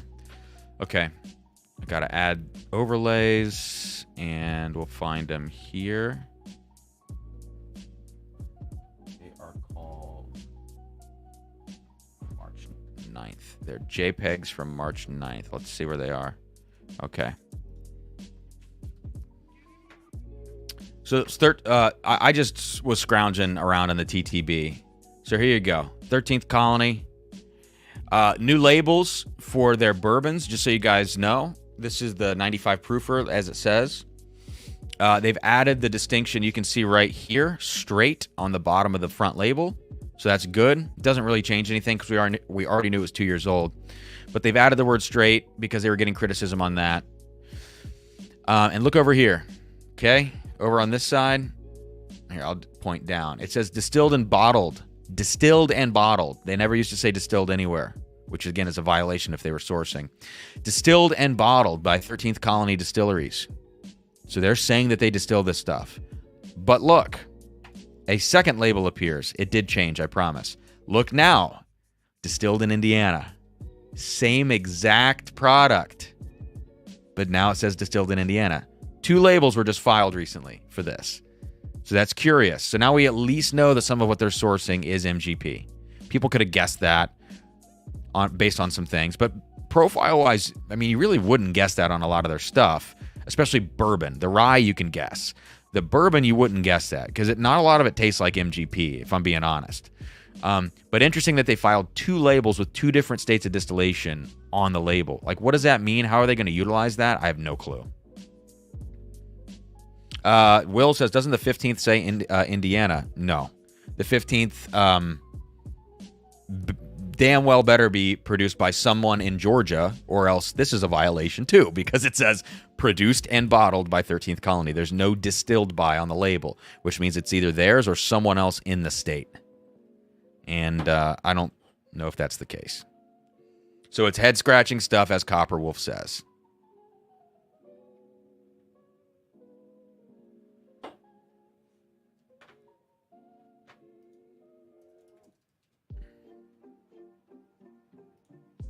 Okay.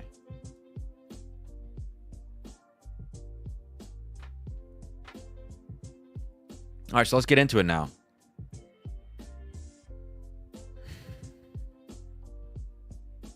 Jesse says, so if it's straight bourbon with no age statement, their own distillate is at least 4 years old. Yeah, and it would be. It would be since they've been around for 10 plus years. But again, you hear people say that they still couldn't handle that. I have no clue. I don't know the specifics of all that stuff. But it looks like they're standing by on that label that it's their own distillate, right? So if someone finds a version that's Indiana distilled and someone finds a version that's their distilled, or maybe they filed a label and they didn't mean to and they just did the Indiana one and they're going to only use that, I have no clue. Time will tell when we see these things come to market and how that manifests and how the distribution is. But, I mean, look, imagine, like, put this in perspective. Imagine Evan Williams. No, shit. Imagine Elijah Craig coming out.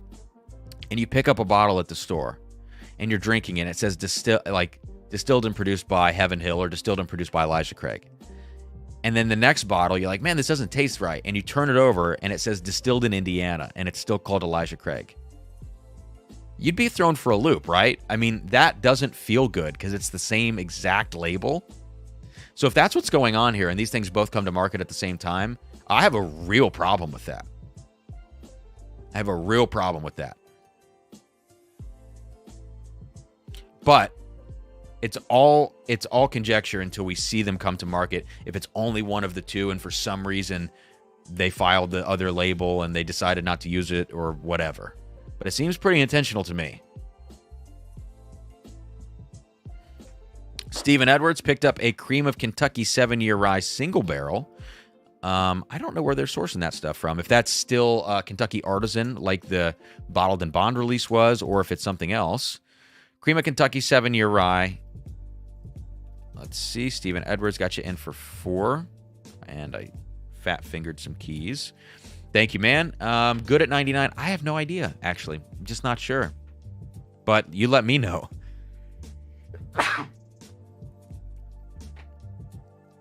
Jesse says, sounds like a similar situation to the Heaven's Door, single barrel bottling, some come from MGP. But the thing is, Jesse, I'm a little more forgiving on a single barrel product. On a batched product that is your distillery's mainstay product, that's when I'm like, wait, what is going on here?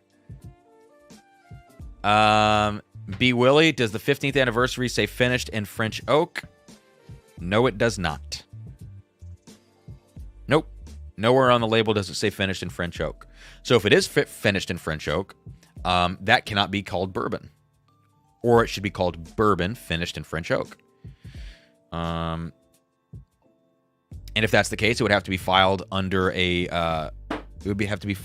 different classification with the TTB, and this is not. This is filed under bourbon whiskey, I believe, not straight bourbon. I think it's filed under bourbon.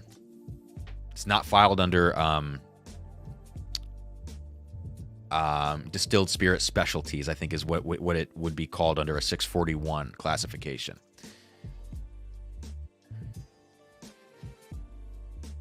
I think I'm right on all that.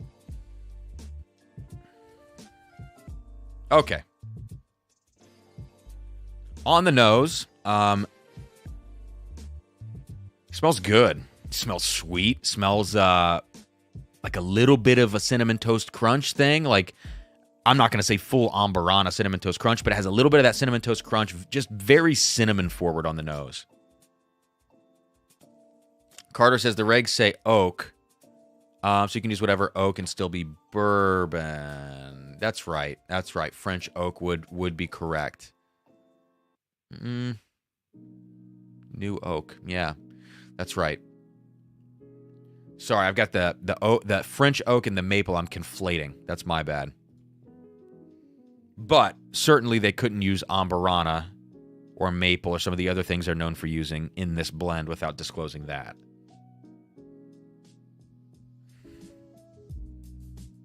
So yeah, this smells a little nutty, actually. A little bit of like a cashew. Very cinnamon forward. It's sweet, but in no way on the nose does this relate to like the double oaked for me. It smells kind of young. Like it's heavy in flavor or aroma, but there's so much alcohol on the nose of this. So I actually think on the nose, I love the double oaked. I love the single barrels that I've had, bourbon and rye from different age ranges. I think the standard rye is good. I think the standard bourbon is not very good. This is my least favorite nose out of everything except the standard bourbon. Yeah, it's just, this is kind of hot, but the cinnamon note is what I think people are going to latch onto, the sweet cinnamon.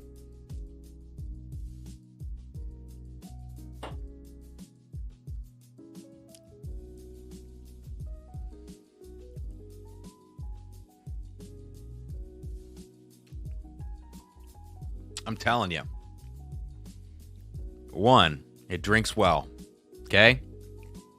But two, I have never, ever, ever, ever tasted a bourbon that tastes like this. Ever. So that is a red flag for me because there's so much cinnamon in here that it feels like something's going on. Like, is there a stave that you can add that adds cinnamon notes? Because it is so cinnamony.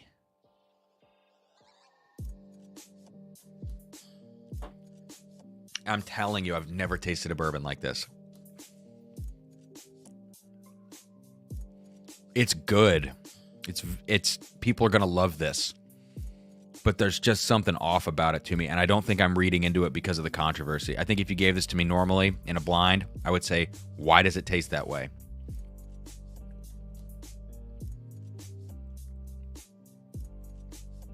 And in the finish,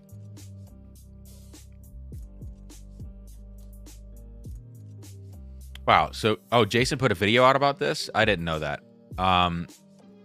The French oak is definitely in the rise. I also checked the 13th Colony press release. Yeah, I've looked at everything, and because I've specifically looked to see if there's any extra wood that they talk about being added to this in any of the freaking materials. And I've found zero. If it gets added later, which they've done to their site before, they've added things, posthumously, if you want to call it that. They've added things after the fact. Yeah.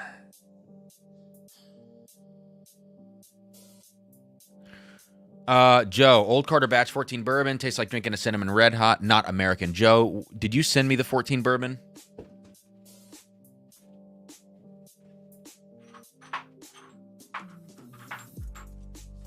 Yep.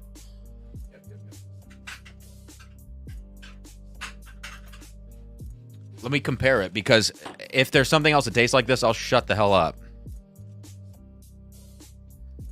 So this is the Old Carter Bourbon Batch 14.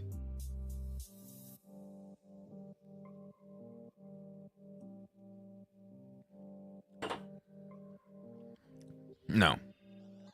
Well, a little related there at one point. Okay. No.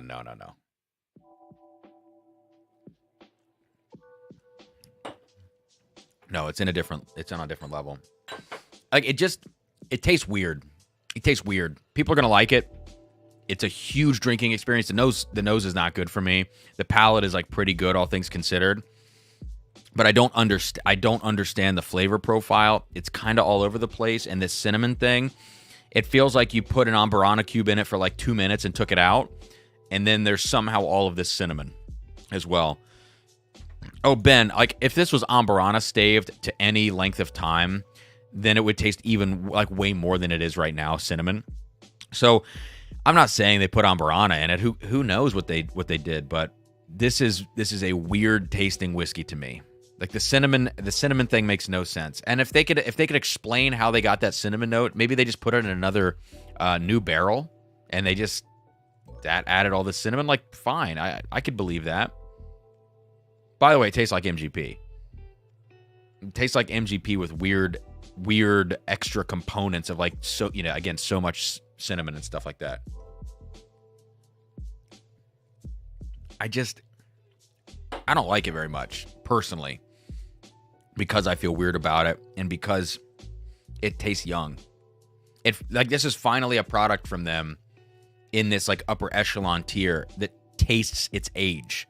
This tastes like an 8-year, 9-month, which I'm grateful for because the double oak is 10 years and it tastes like oil, and the picks that are 10 years and 11 years taste crazy.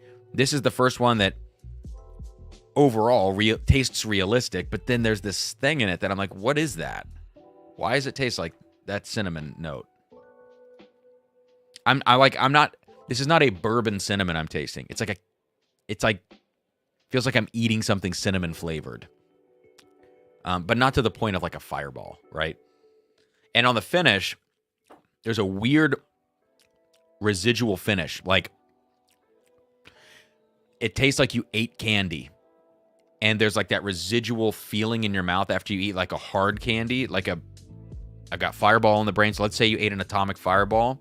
When you get to the end of it and you have that residual in your mouth, that's what the finish feels like. So I don't like the finish on this either.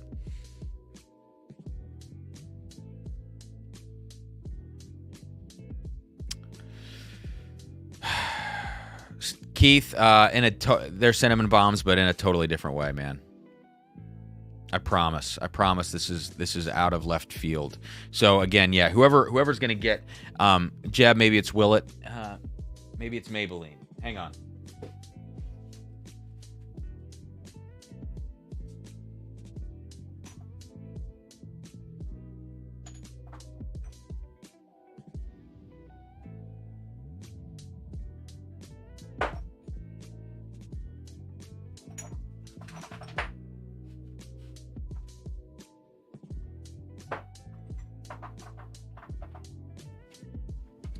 Okay, so this is an old Kirk sample from Ron, which is Willet.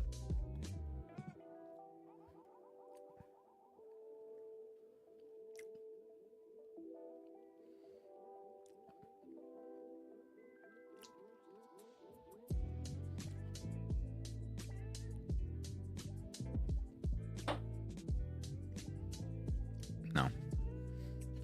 It's just not quite the same. I don't know. I think it's weird. Oh, the old Carter. Gotcha.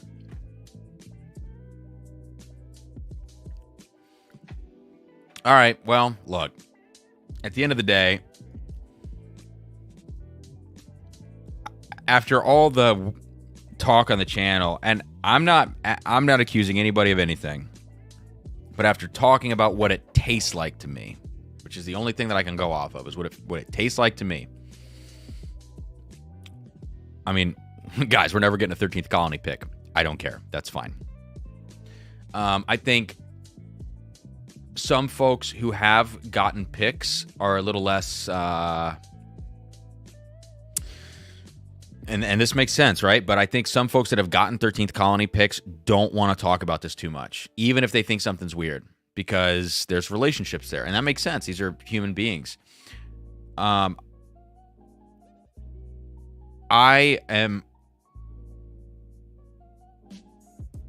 can't explain how they get these flavor profiles, and so I'm not going to support any of their products. I think there's a real lack of transparency. I'm like, the people that win the giveaway tonight should taste this for themselves and come to your own conclusions, you know? But I think there's a real lack of transparency. When you go into the TTB filings and you look at the filings, I believe the double oaked is not filed under a specialty. I think the double oaked is filed under a bourbon, which is not right if they use maple. I think with the website changes happening randomly, with the fact that you go back to these forums and you look, and 10 years ago there was weird talk about this and weird mash bill discussion, and them saying they distill everything and then kind of not saying it through their reps. I get it leaves a weird taste in my mouth, and I don't like it. And when you taste something that no one else has ever replicated that flavor profile, that's usually a red flag. Like, to me, that's not, oh wow, they must have something figured out. Look, if Heaven Hill, some of these guys haven't figured that out, I don't know. I just want to know what's going on. I just feel like something is weird. I don't know what. That's it. And here's the deal.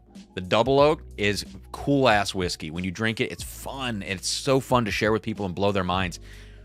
And so it was one of those things where you're like, well, I don't know what's going on. I'm scratching my head, but the whiskey's so good, so I'm going to roll with it. And the picks are like that too, you know? And the picks are so all over the place and so different. And then you taste this 15th anniversary, and I'm finally like, okay, I don't love this whiskey, but it still is weird and stands alone. And then you look at all the other, and it's like, this helps sober me up about this whiskey, you know, and go like, someone said it earlier. There's better whiskey for the price, says Sean. Yeah, there is. There's just better whiskey for the price. Until they level with us and get their labeling stuff correct and get the way they talk about their whiskey on their website correct and all the weird, slippery language they use. And I don't care if they see this. Again, we're never getting a 13th Colony pick, and I could care less. And they're probably nice people. That's fine.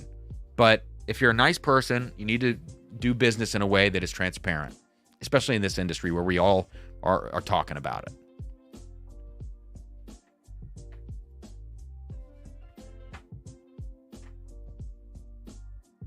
So I don't want to slander anybody, and I don't want to spread false accusations, but I'm just going to say, from my point of view, this doesn't feel normal.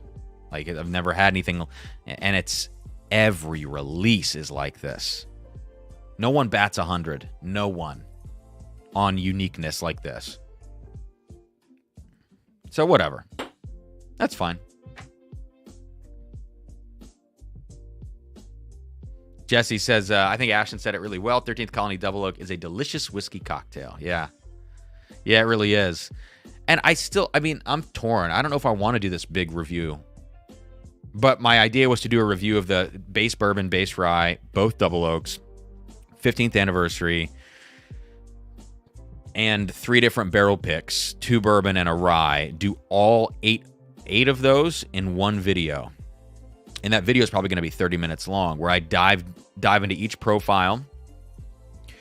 But I'm not going to be accusatory. I'm just going to say what it tastes like and let the video be that.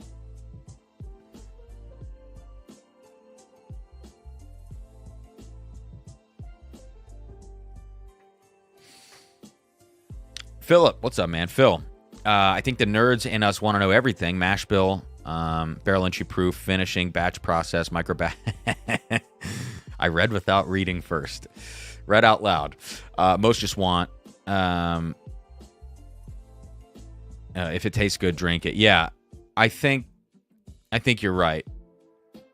The nerds that are here, especially in this chat, if you watch this channel, you're probably a whiskey nerd. I think, yeah, we probably want to know all those things.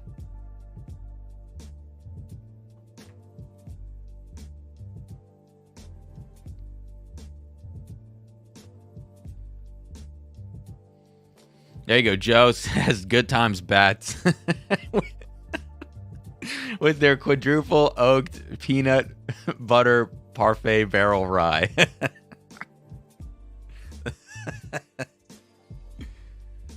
Oh my God. I love it. I love it. So, okay, I think that's gonna do it for all this stuff. I'm gonna take one final sip of that.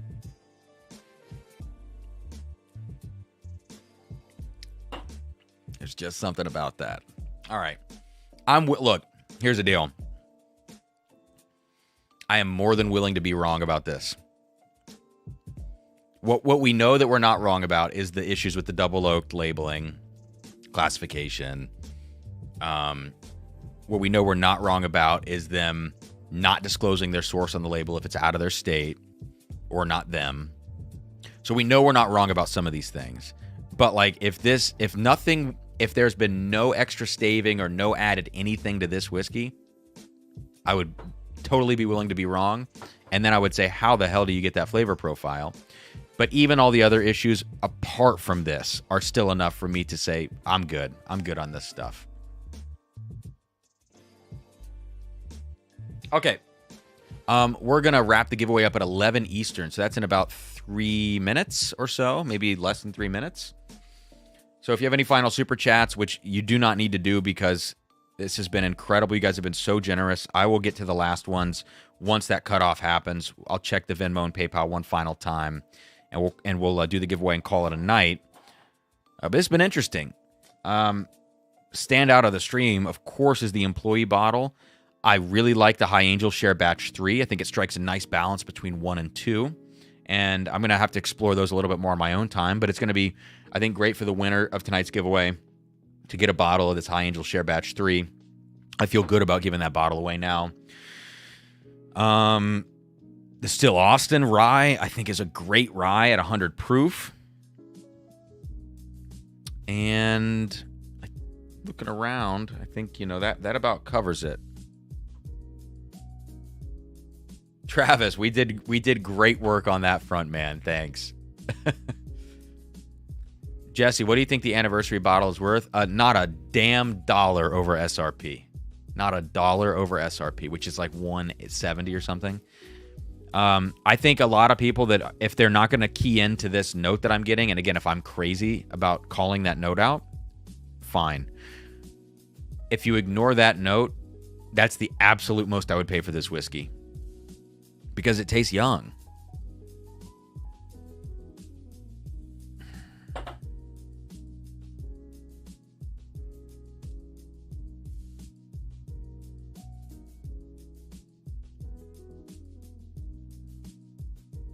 Joe, no, I didn't buy the K-Luke today. I'm a little bit like with K-Luke now.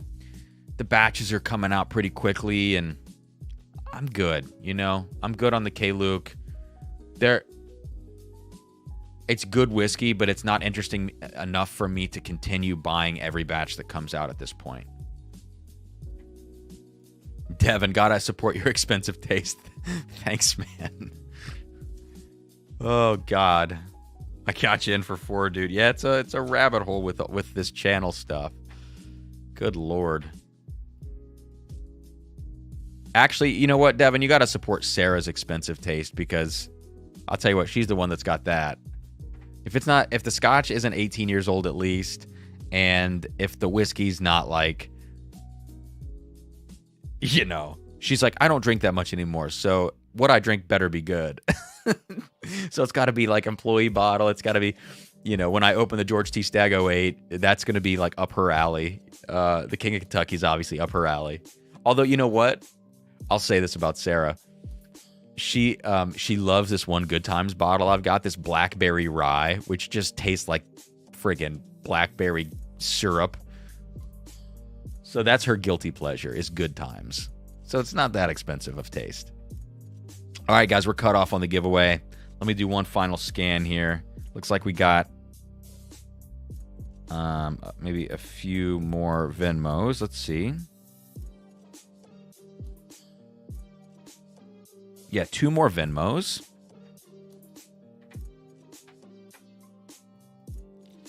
One is from James here locally. In for 3. Thank you, James. And I hope you're enjoying that Prideful Goat, man. Even though it's a very interesting bottle. Like, and I was curious to hear other people's reactions to that after that video. And then Marshall, I got you in for 4, man. A $20 super chat. Says, sorry, late getting this in. My kid refused to go to sleep. Thank you, Marshall. Appreciate that, man. God, Will Molnar is just riding the wave tonight.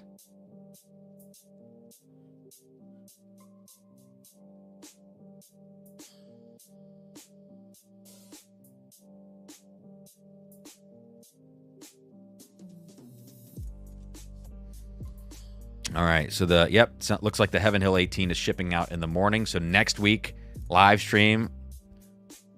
Maybe that'll be the last giveaway for a week or 2. We've been doing a lot of giveaways on these live streams, but we'll give away samples of Heaven Hill 18 and 17 for the side-by-side comparison for 2 winners, plus all the other stuff that we do on that stream. So that'll be pretty cool. So I got all the Venmos. I think I've got everything here in the chat. So I'm going to pull this up now.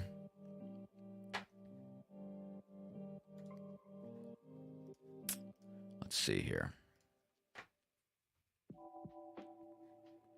Let's go to random.org, and I'll share my screen with you guys, and we'll get into this and check everything over.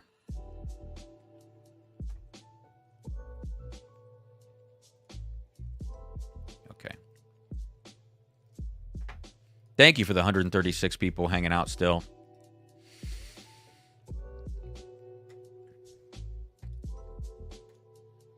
And if you haven't hit that like button, if you haven't subscribed, or if you want to check out the Patreon, all great things. I tell you what, the Patreon is one of the best ways to support the channel just because it is a reliable thing for me month in and month out. It helps me budget for what we're going to spend on the channel. And, I think the community there is doing great things. It's growing very rapidly. The Patreon tiers are going to expand into 2 higher tiers at the beginning of next month or the end of this month. And we're off to the races with Barrel Picks. And we've got like almost 110 paid members and almost 200 total members. We have like 80 free members in the Patreon, which is very cool. Okay, so here is the list. So we're down to Jimmy Copeland. Let me make sure. Yeah, this will be fine. So from the top here, we've got Travis in the top spot. There we go. Okay, so again, just a reminder how this works. Your name's on the left, and the number to the right of your name for Travis is 2. That means he gave a $10 super chat. 10 divided by $5 per entry is 2 entries.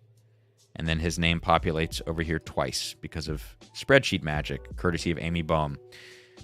And Satoshi here with his oddball 28 because it was a $140 super chat. 140 divided by 5, 28. And his name is here 28 times, Toshi. Holy shit. And there you go. So check your name from Travis down to Jimmy Copeland.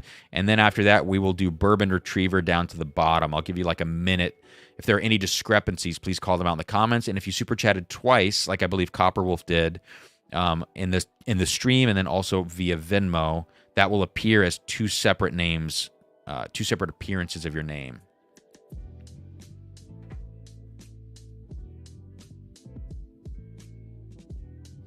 Copperwolf, I've not tried any William Heaven Hill bottlings ever. So I don't know what the comparison is like between the William Heaven Hills and, say, a Heaven Hill 17 or 18. Travis says, weather update. Looks like you're out of the woods at this point. That's good. Thank you, Travis. Jeez. Yeah, it looks like the rain like it's dying off a little bit now. Yeah, we just got out of the woods here. Wow, that was a pretty nasty pocket, it looks like, on the map. Jeez. So yeah. Oh, Toshi super chatted that before the stream started on Venmo. Like, let me look at what the timestamp was on that super chat. Because I was like, wait, why did a Venmo just come in? I'm not even live yet. He sent that to me. Oh, it was right. It was 8:59 p.m. So 8:59 p.m. he super chatted. And Travis super chatted before that. Travis's first 2 came in at 807. So you guys are crazy. Toshi says sorry. This is not all of them, Dan. So, okay, it looks like we've got no issues on this. So now let's scroll down to the next bit. There you go. It perfectly fits. Bourbon Retriever down to Marshall. So now you guys... Oh, geez. Sorry. Check yours as well here.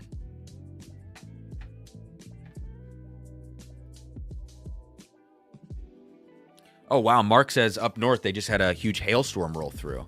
I have to go check the cars for... Oh, man. I remember when I was growing up, we had a really bad hailstorm in Columbus, and I remember it destroyed all of our cars. So we have 2 winners today, though, guys. One is going to get the bottle and samples, and the other one is just going to get the samples, which will include the High Angel share, but as a sample, not as a full bottle. So...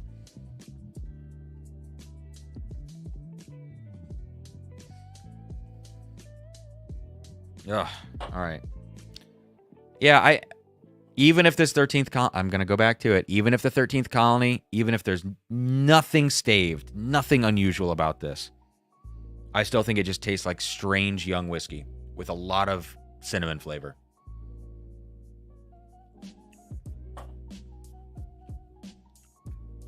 I don't know. And maybe they just put a bunch of young MGP, 8 year, 9 month, in a second new oak barrel and beat it to death with heat, and maybe that's what caused this. I guess that could be, I guess so. Okay, so I think if there are no issues, I think we're good. Take 10 more seconds, please.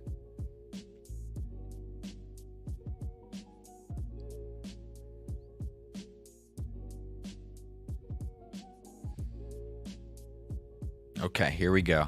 We're going to copy from Travis down to Marshall. Random.org. As you can see, we will go to the randomizer. We'll run it 7 times as usual. We paste it in there from Travis down to Marshall. We'll run it 7 times. Top 2, no duplicate winners. 1, 2, 3, 4, 5, 6. And again, thank you all so much for this insane support tonight. 7. Boom. All right, we got Scott winning the bottle. Scott winning the bottle and Mike D winning the samples. So no Toshi on this one. Even though we had 28 entries, Toshi, you were down there in 8th. But again, Toshi and those other folks that I mentioned at the beginning of the stream who won last week, everything is going to go out tomorrow. Those guys are packed. I've got sample bottles waiting over next to me here for the samples for tonight, and I've got a box put together behind me as well for this bottle to go in with it. So, yeah, that'll all go out tomorrow. So congrats, guys. Mike, if you can send me, please, your name, address, so I can generate a shipping label to drumsanddrams@gmail.com. I'll put that in the chat here. Put it up on the screen, and I'll take the screen share away. Congrats, guys. And again, yeah, I cannot thank you all enough for your support. I cannot. I mean, the best thing, this is what's cool about it, is, yes, I love being able to have this channel pay for a lot of whiskey, like a lot of lower to intermediate price whiskeys. And I also love this channel when it's able to pay for bigger bottles. I love to be able to taste those things. I love to be able to review those things, but I also love to be able to share those things.